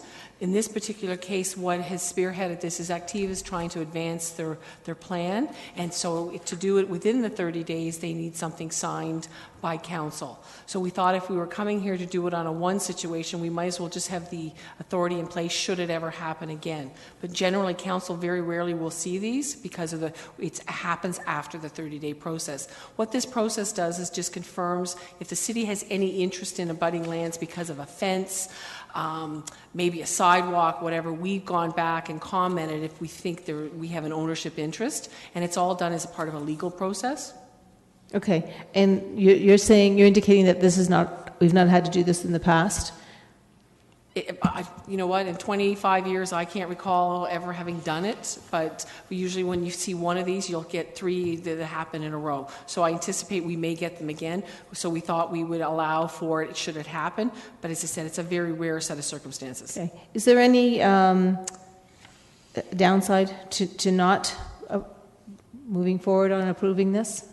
I guess the downside is Activa then has to wait the 30 days and it's just delaying their process.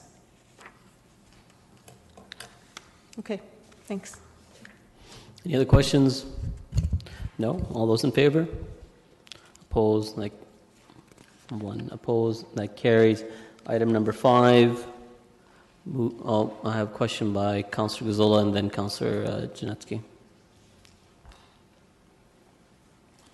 Yeah, I'm just wondering what we're doing here. We're selling off part of our laneway, but then what happens to the rest of the laneway? And there are 2 or 3 laneways involved here. Who owns the rest of the laneways?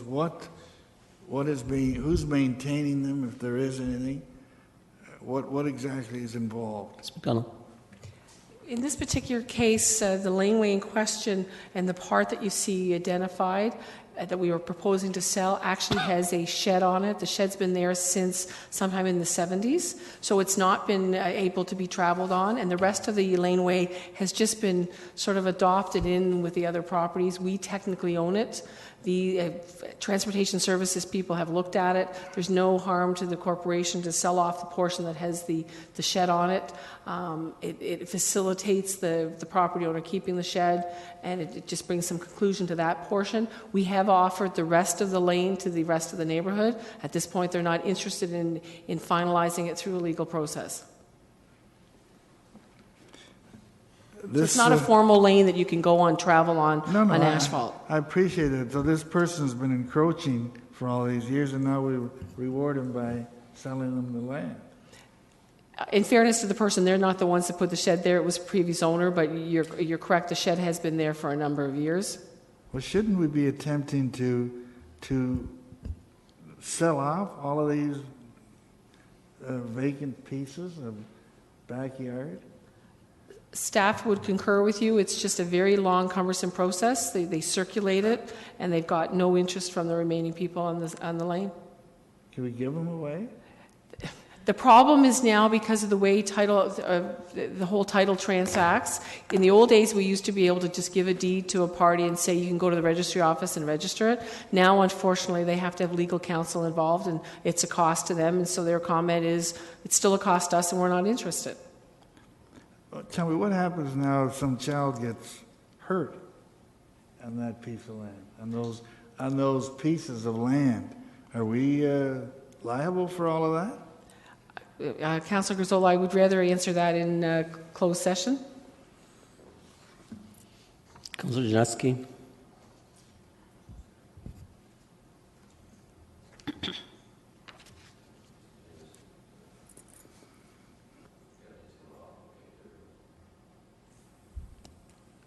Yeah, my line of questioning is very similar to what Councillor Gazzola had in terms of the balance of the lane. I do remember that over the years we've tried to close a number of lanes by staff as a whole, and you need the concurrence of 100% of the owners, and it's almost impossible to do.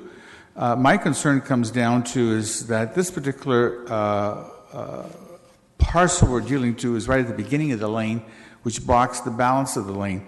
I had a situation last year during the storm that we had, the windstorm in the summer, and in one of the streets, there's the typical back lane that was there, but unopened, unused, and not open physically, but there on paper. And there's a city tree growing out of it. And then, of course, one of the big branches broke off and is on the laneway, which was city property. And the property owner asked that it be removed, and city staff had to go in through the lane and get their equipment in there to remove the dangerous branch. And it was done. In this particular case, if the shed is there and the lane is blocked off in terms of the sale, how do we get access to the balance of the lane? Ms. McDonald. Even though it's been encroached in this by particular case, the access to the lane hasn't been there because of the shed. So in order to get to any portion of this lane, you would have to access it either through the closest property that doesn't have a fence that blocks off the lane. And that's been the case for the last 20 plus years. I know it's been very difficult to deal with just because the property owners don't want to cooperate because they are happy with the do-nothing scenario and it works for everybody. Councillor Etherington. Yeah, through you, Chair Singh. This is at Kennedy and Palmer. Do you think we should put sidewalks on the lane? Just kidding. Have you keyed in? Councillor Gazzola. I can appreciate what's being said, but is this something we can look at? Is there something we can do to be divesting ourselves of this property other than just saying it's a problem? And because it's not going to go away. So what can we look at a possibility of dealing with it? Look to you, Ms. McDonald. I'd be happy to bring a report to council in closed session to discuss some proposals to deal with this. There's definitely a significant cost associated with this. So to date, staff really haven't brought that forward because we didn't see that there would be the appetite to consider it. But if it's the wish of council, we'd be happy to do that.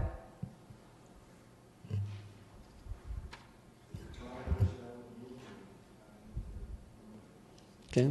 So can I have a seconder for? Sorry, can you table that properly? So what is it? Can you articulate that again? Just look at this and at least bring council a report to apprise us of how much there is of all of this, and is there anything we can do? We should. I personally been around this horseshoe for 40 years and didn't really realize that there was such things like that. Okay, before I take the motion, I think Mr. Wilmer has something to say. I think if it's council's will, we'll bring that report, but I can tell you now the report will say there's a lot of lanes, it will be a lot of work, and we will not be able to give these lands away. Are you insistent still on the motion?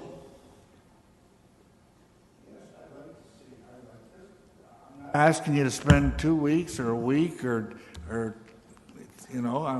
can you just bring something back to council to let us know where we're at? Okay, so can I have a seconder for that motion? By Councillor Glenn Graham. Do we have questions of staff of that motion? I do. How much time would it take, Mr. Wilmer? Very, very little. The report, I don't expect it will say much more than I said just now. Okay. We can elaborate somewhat, but this is great. We're not going to invest a lot of work into this. Just simply answer the question. Okay. Any other questions? Councillor Jansky? No, we haven't deferred it yet. But So is this item deferred to wait for the report from staff? No one's asked of that.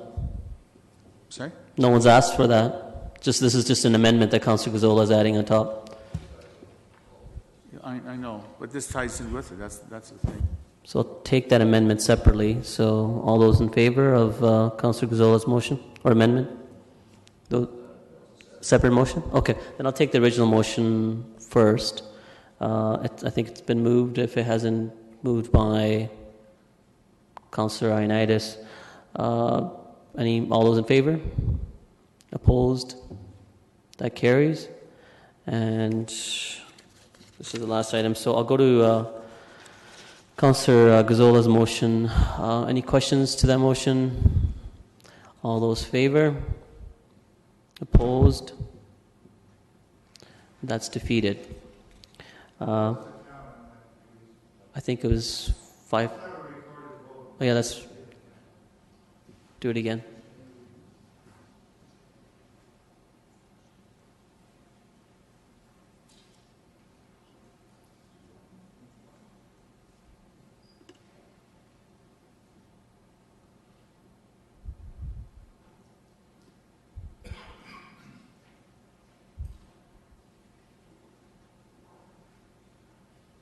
Okay, that's 5-5. That's defeated. So all those in favor, stand. Opposed.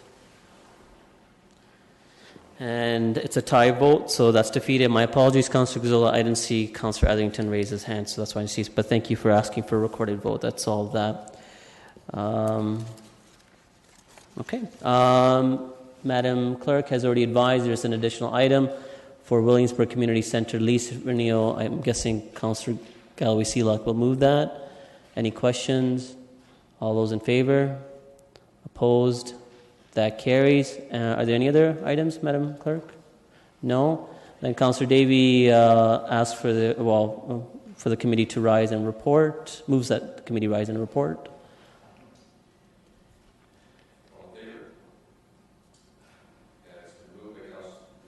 My own microphone on. It's been moved by Councillor Singh and seconded by Councillor Davey that the proceedings. I'm sorry, I'm not reading it correctly now.